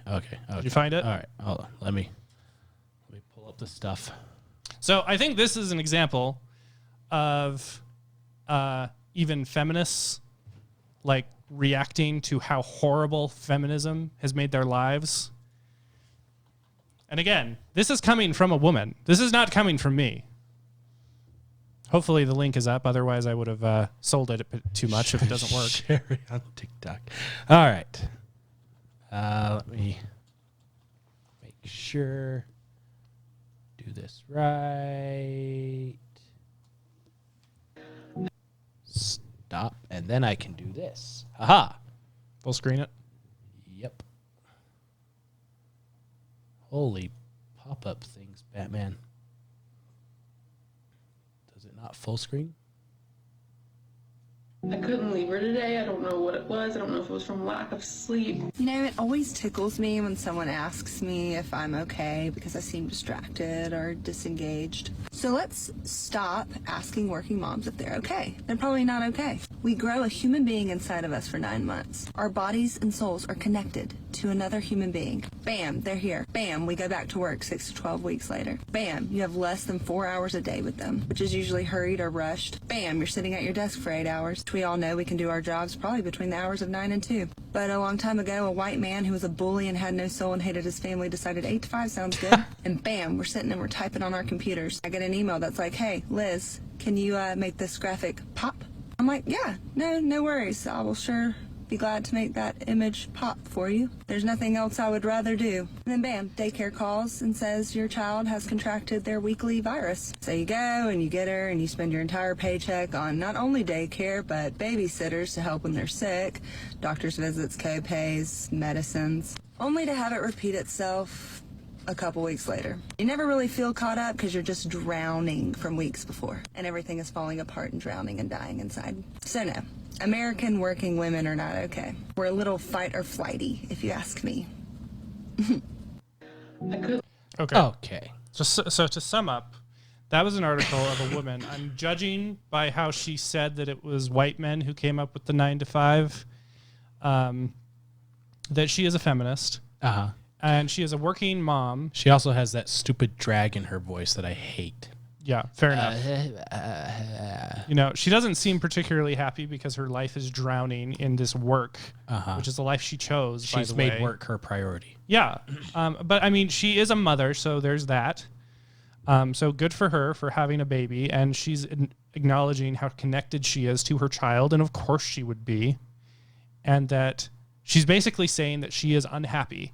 Not only is she unhappy because she doesn't get to spend time with her child, but she also spends her entire paycheck, that might be a slight exaggeration, but not much, on daycare. And apparently, when your child gets sick, you still have to pay for daycare, but you also can't take them to daycare anymore. And so you have to pay for babysitters or nannies or whatever while your child is sick. And then it just happens again. So in other words, she can never get caught up. She never gets time with her child. She spends all of her time at work. I don't blame her for thinking this is a horrible life that she leads because she has to try to do everything. She's been trained to think that that's the best way to live her life.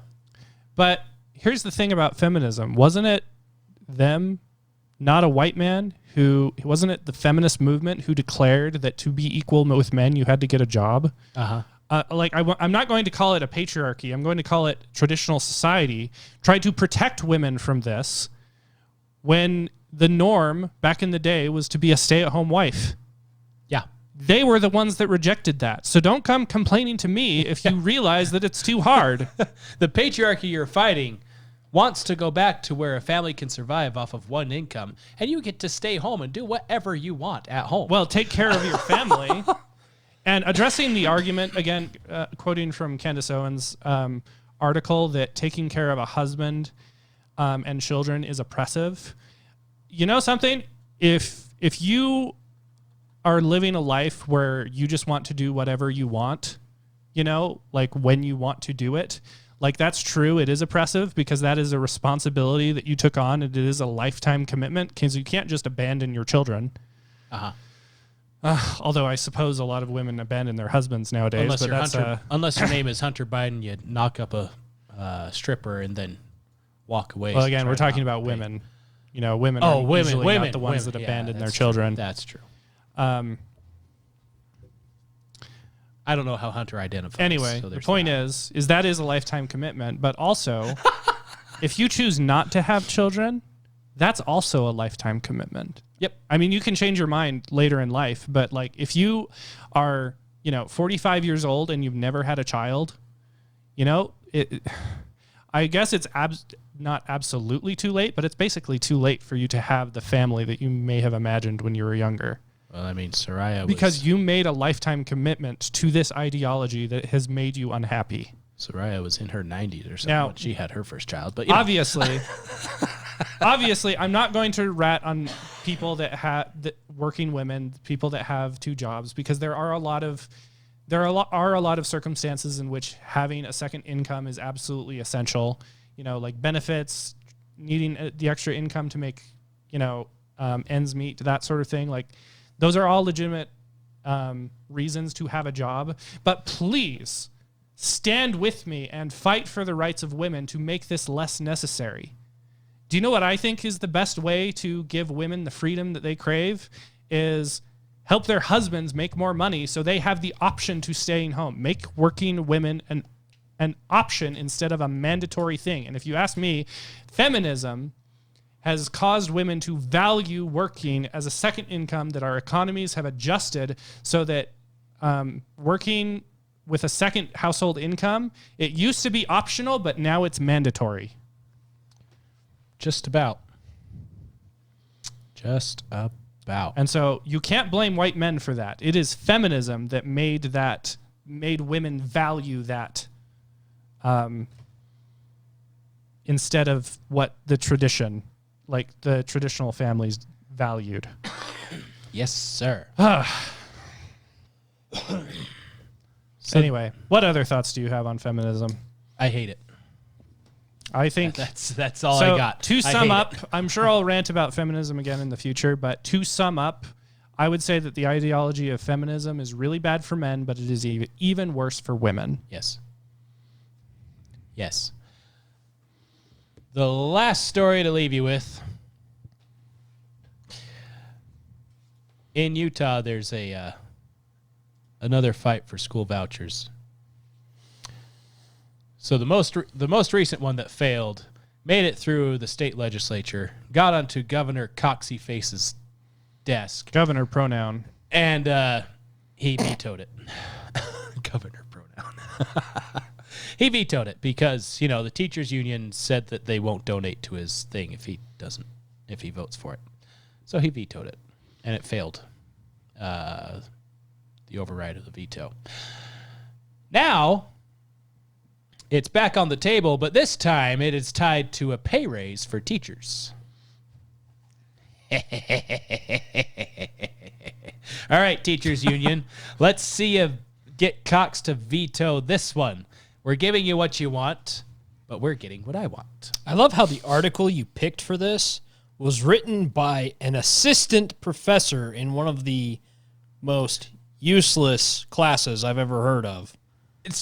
Here's the best part. Alexander Hires, a PhD, is assistant professor in the history of U.S. education at the University of Utah College of Education. So he went to school to learn how to teach at school, only to not be the teacher at school. In a class that's literally just teaching you about the history of teaching in school. Yeah. Yeah, he looks exactly like you would think someone like that would do. And his entire opinion on this, because I can't call this article an actual news article. It is an opinion article. Uh-huh. His entire opinion on this is based on conjecture. And the funniest thing about it to me is he goes through and he lists all these things that people that are proponents of the voucher thing would argue. He lists them as these like pie in the sky, there's no proof type things.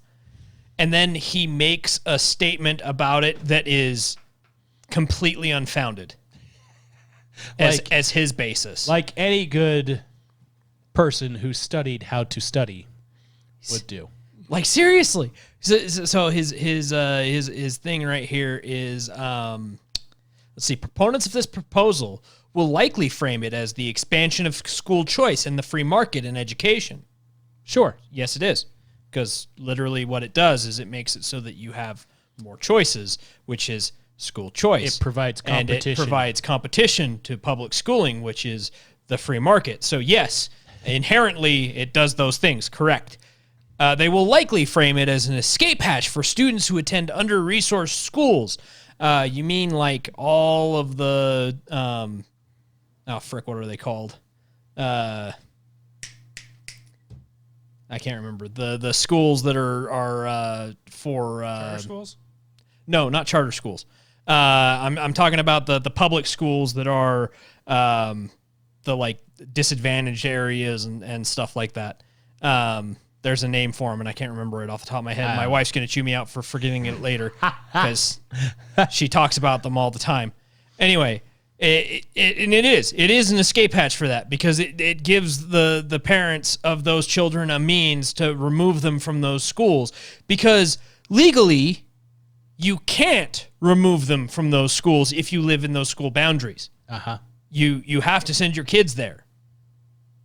Like, hey, I want to. You're not allowed. You're not allowed to choose a different district or choose a different school just because you want to because you don't like that school. I want to send my child to city Y.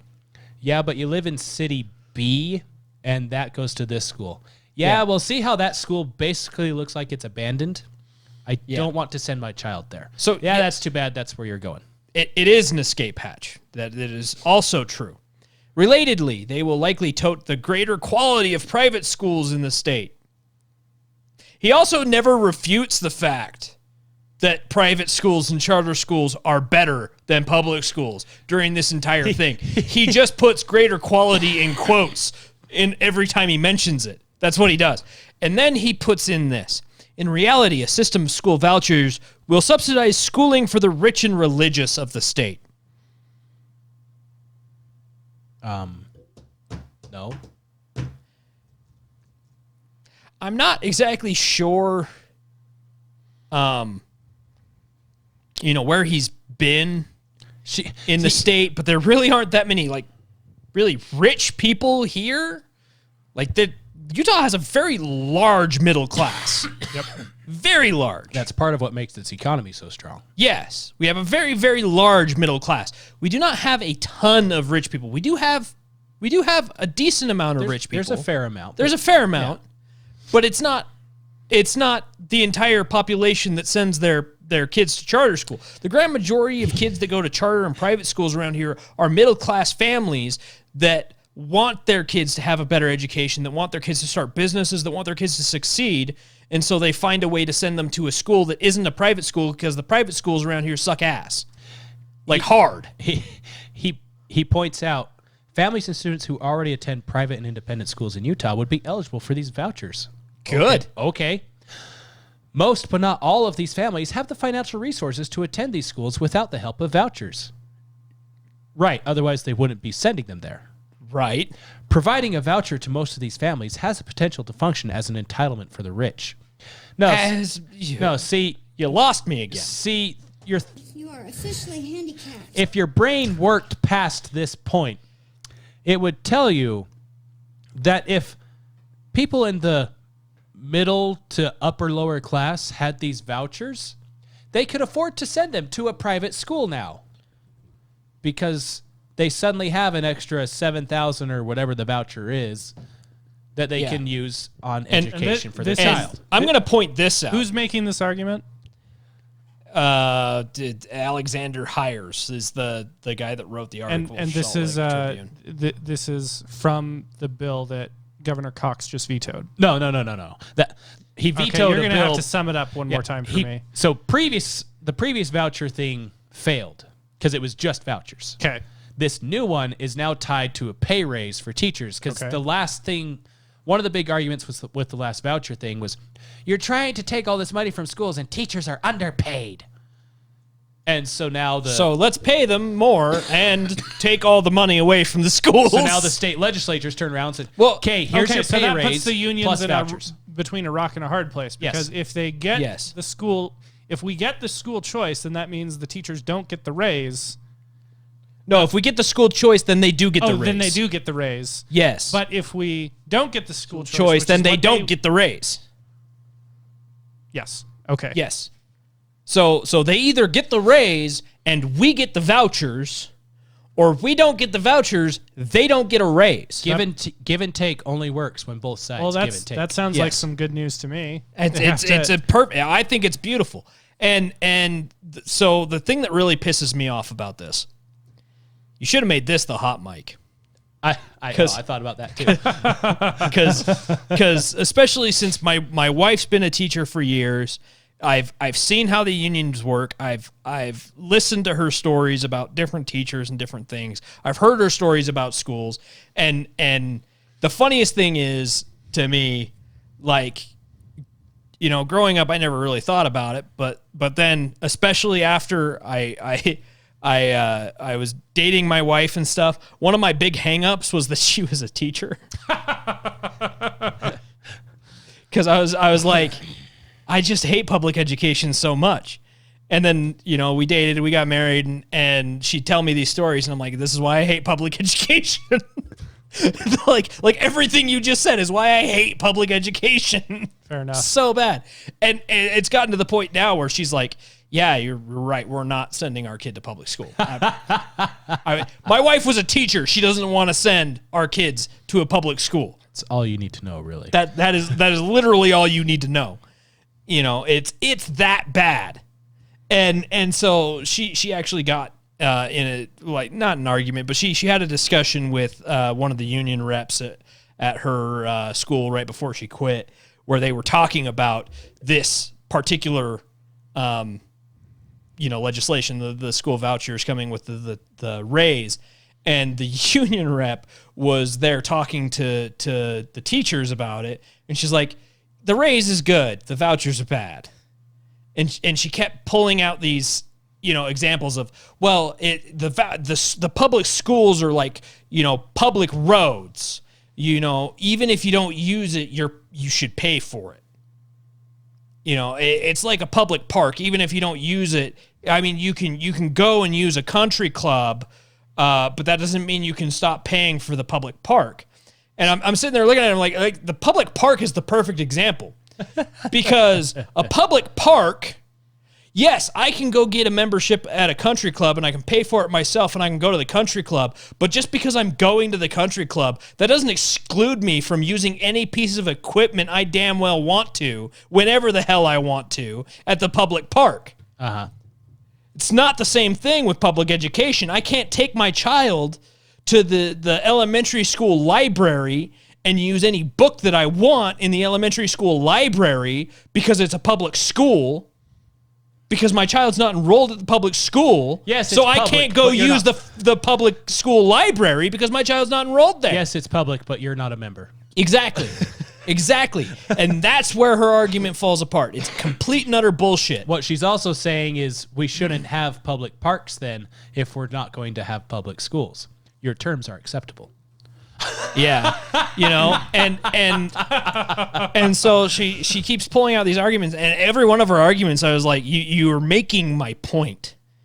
Like, what you're arguing is the exact reason why we need to do school vouchers, because and the one thing that she said that I think was her real reasoning why she hates the school voucher thing is something I didn't actually know, because I was under the impression that schools got paid per child that they have in the school.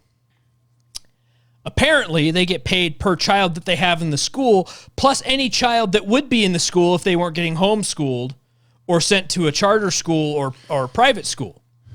Because you have to report to the district that your child is going to a private school, a charter school, or you're homeschooling them. So they get paid either way. And so that child gets counted towards the public school, because there's a chance that at some point during the year you could pull your child from the homeschooling or whatever and send them to the public school. So the public school should get funding for your child that isn't going to public school. You want to know what's fantastic about Utah with that? What? So I told my wife about this, and we homeschool our kids. Mm-hmm. And currently, it's just our son because he's old enough. Our next daughter, I think next year, she's school age. But in Utah, there's a public school, quote unquote. It's all online and whatever.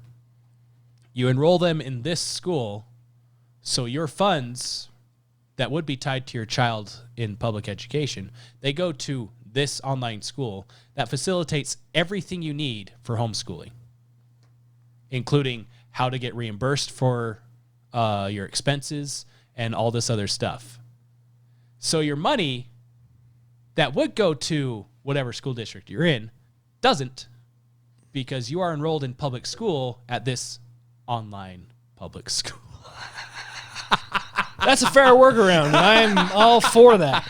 However, with the voucher program, that would be even better. Even then, like, yes, if you're going to use that as a resource, then by all means, the funding should go there and whatever. But if you're not using that as a resource and you are homeschooling, private schooling, charter schooling, whatever, the school shouldn't get that funding. No, because the child isn't there. Because the child isn't there. Which yes, if you change your mind partway through the year and you send your child there, then they should have a way of updating their role with the district and getting paid for it. Sure. But aside from that, like the funds should go where they go. Because I mean, in Utah, our sales tax pays for our education. Good chunk of it, yeah. So regardless of whether you own property or not, regardless of whether you have a child or not, you're paying for public education. So where does the money get allocated if you don't have a kid in school? So I want to sum up both sides of the argument here. So the people that are in favor of school vouchers, the way the system works now is that the school gets funding based off of where the kids, like, where their jurisdiction is. So, like, what area all of the children live in, including those that are homeschooled or sent to private school or whatever. That's how it currently works on how the schools get funding. And so the voucher program would basically follow the kid instead of following the school. Yes. So if a kid decided to go to some other school, they would take the public funding that would normally be spent on him.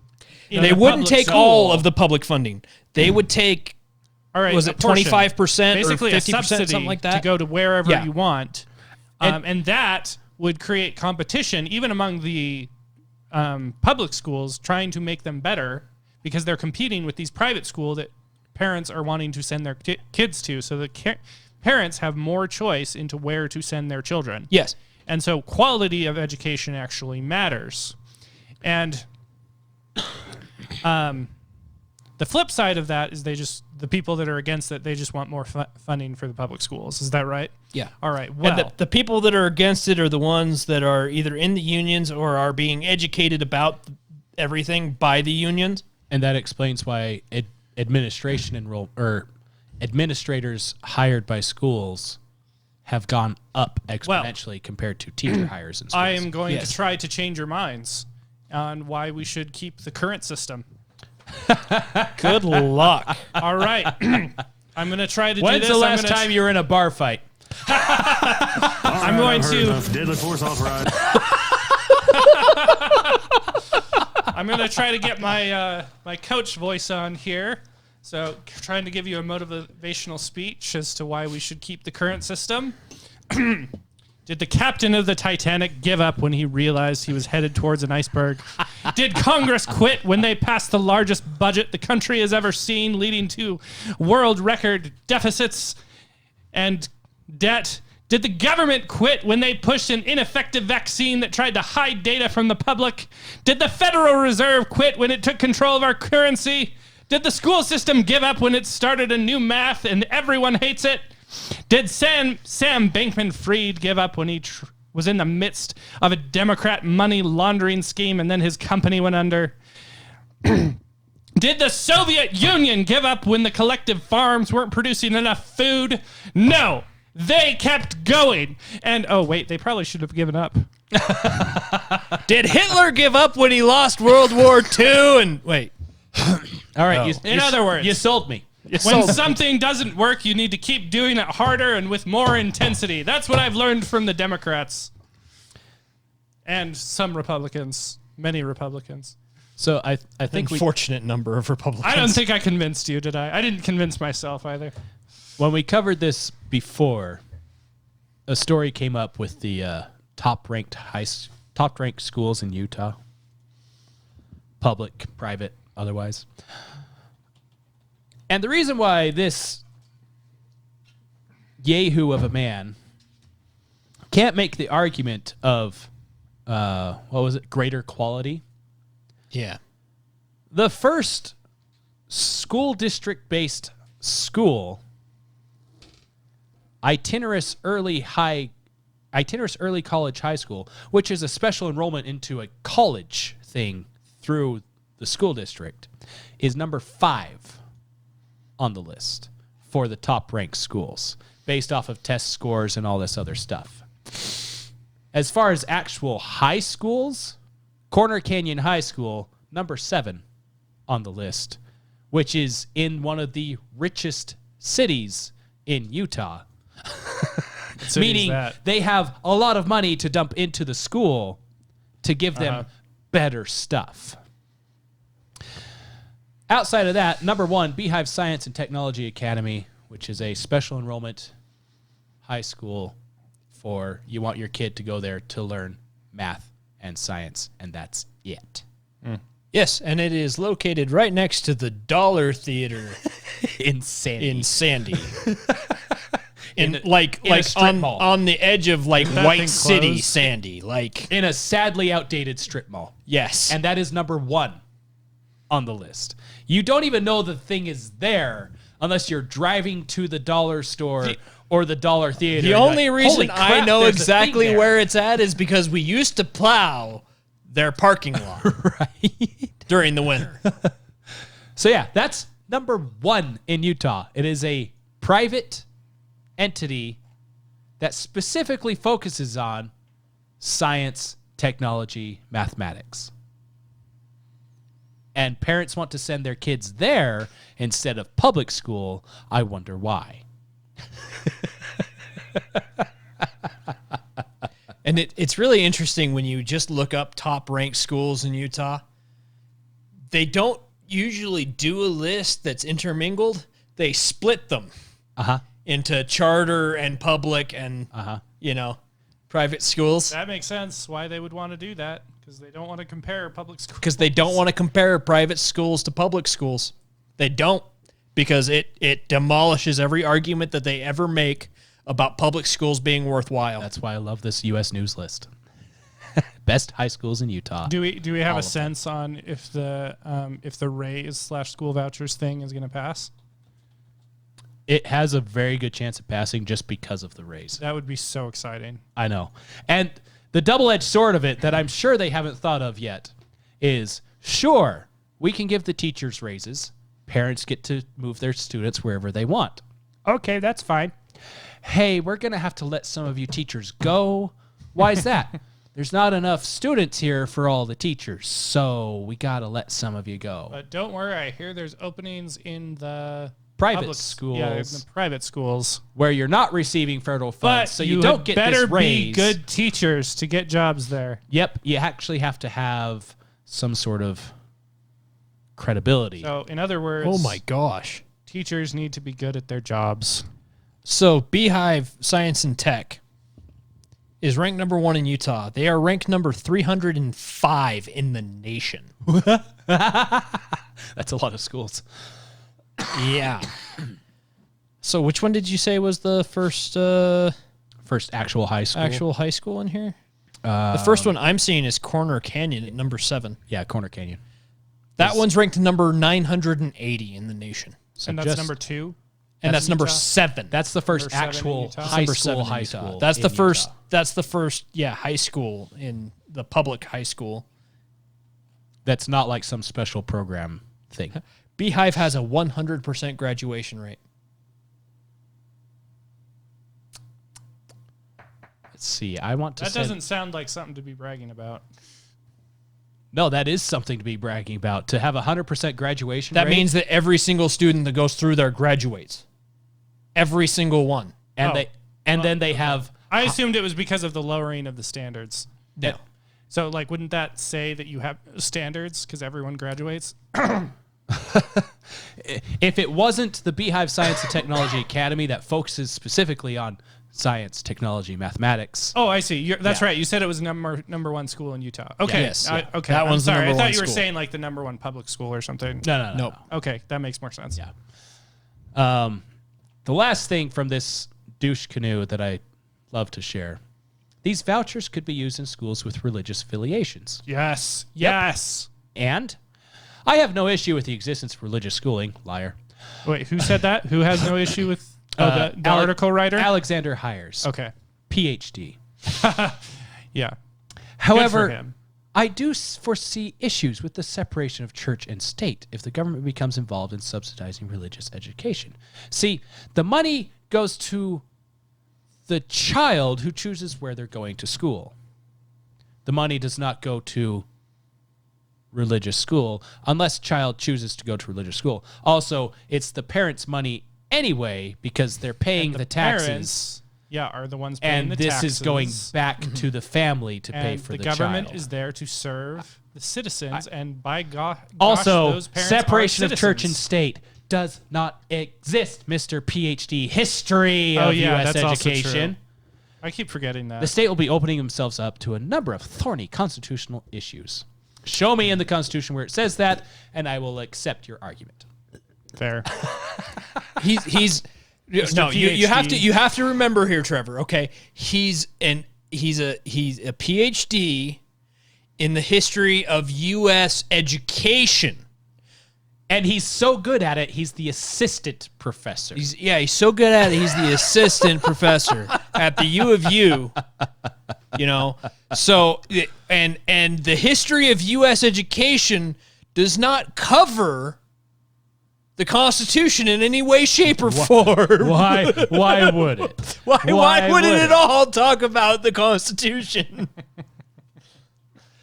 I also love this is my favorite thing about the entire article right here, since we're talking about greater quality and everything of the private schools.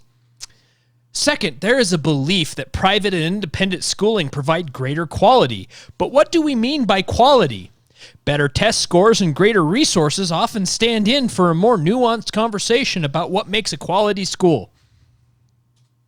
That's it. That's all he says about it. Because he has no argument against the fact that, by and large, private, charter, and homeschooling blow public schooling out of the water as far as quality of education goes. So, there's that. Yeah.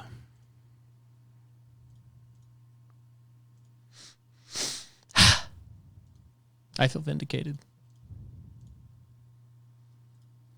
How are we doing on time, Mike? Oh, we are. It is We almost 10 o'clock. Heavy on time. All right, so I take it you're deciding which articles to abridge there, Trevor? Yeah, I'm done. But there's two other articles. One's on the ATF arm brace.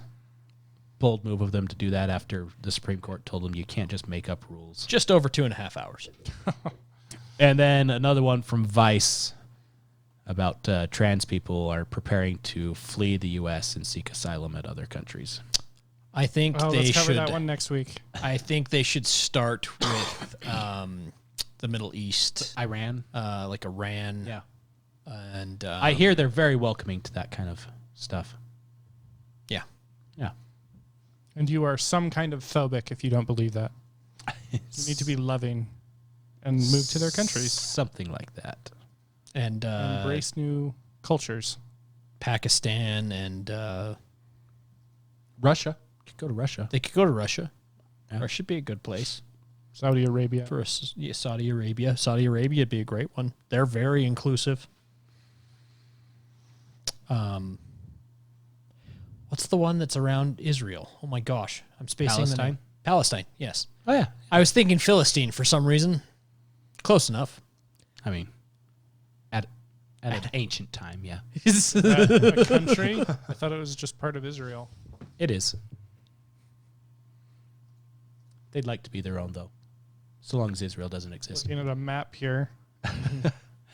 Anyways, yeah, that's all we got. It was a lot. It was a lot. We didn't get to everything, but we got to some of the more important ones. Yeah, So, yeah, there's a whole other section of stuff just skipping.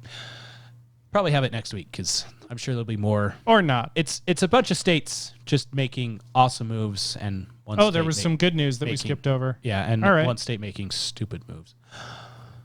But we'll get to that next Still time. think Greater Was Idaho one is of the it best thing one I've of heard the all states, week. California? One of the states is California, correct. Oh, what a surprise. Correct as usual, King Friday. He has a wonderful song about boys being boys and girls being girls. It's true, and people hate him for it now. It's the best. We should put that I as need our to find an sound entire effect. collection of Mr. Rogers' Neighborhood episodes that I can show my child instead of the garbage that's on now. Fair. That's a good idea.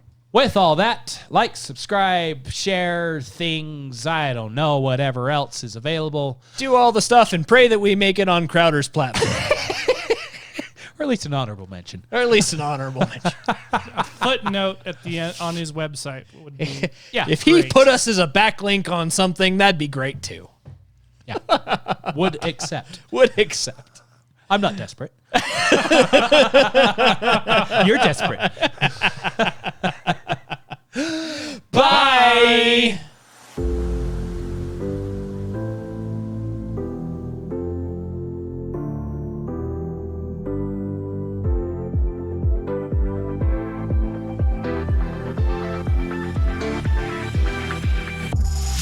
half ago. So there's that. Oh, Captain, my Captain. Oh, Captain, my Captain. We'll rely on your creativity. I did prepare stuff. What he doesn't know is the ship that I'm captaining is the one that you see at the beginning of Pirates of the Caribbean.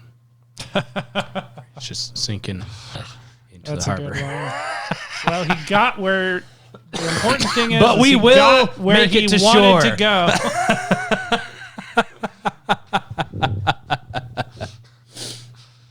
That was a great scene. Like just right when he steps off the port. He's like, "You can't dock your boat there. Wait." Welcome Port Royal, Mr. Smith. Good times. What a great era of movies that was. Back when- Movies now suck. Yeah. Actually, I just realized I need to go to the bathroom. You're not recording. He's got to empty his faculties. I am recording. Oh, you are recording? I have been. The entire time. The entire time. You can still go. They all just heard you say you have to go to the bathroom. All right, well, that's dignified. Behind the scenes. It's okay. I haven't synced the video yet. You're fine. He's not fine. And oh, that was bad. I don't know. That was decent.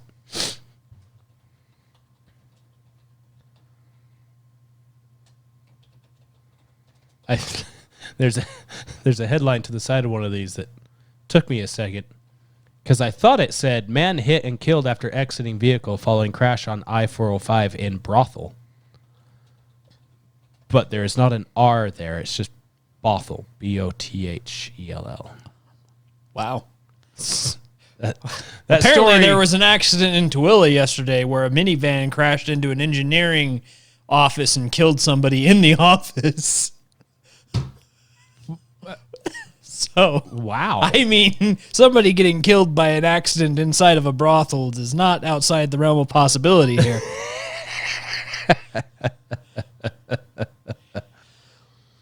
Well, shall we, what are we waiting for here?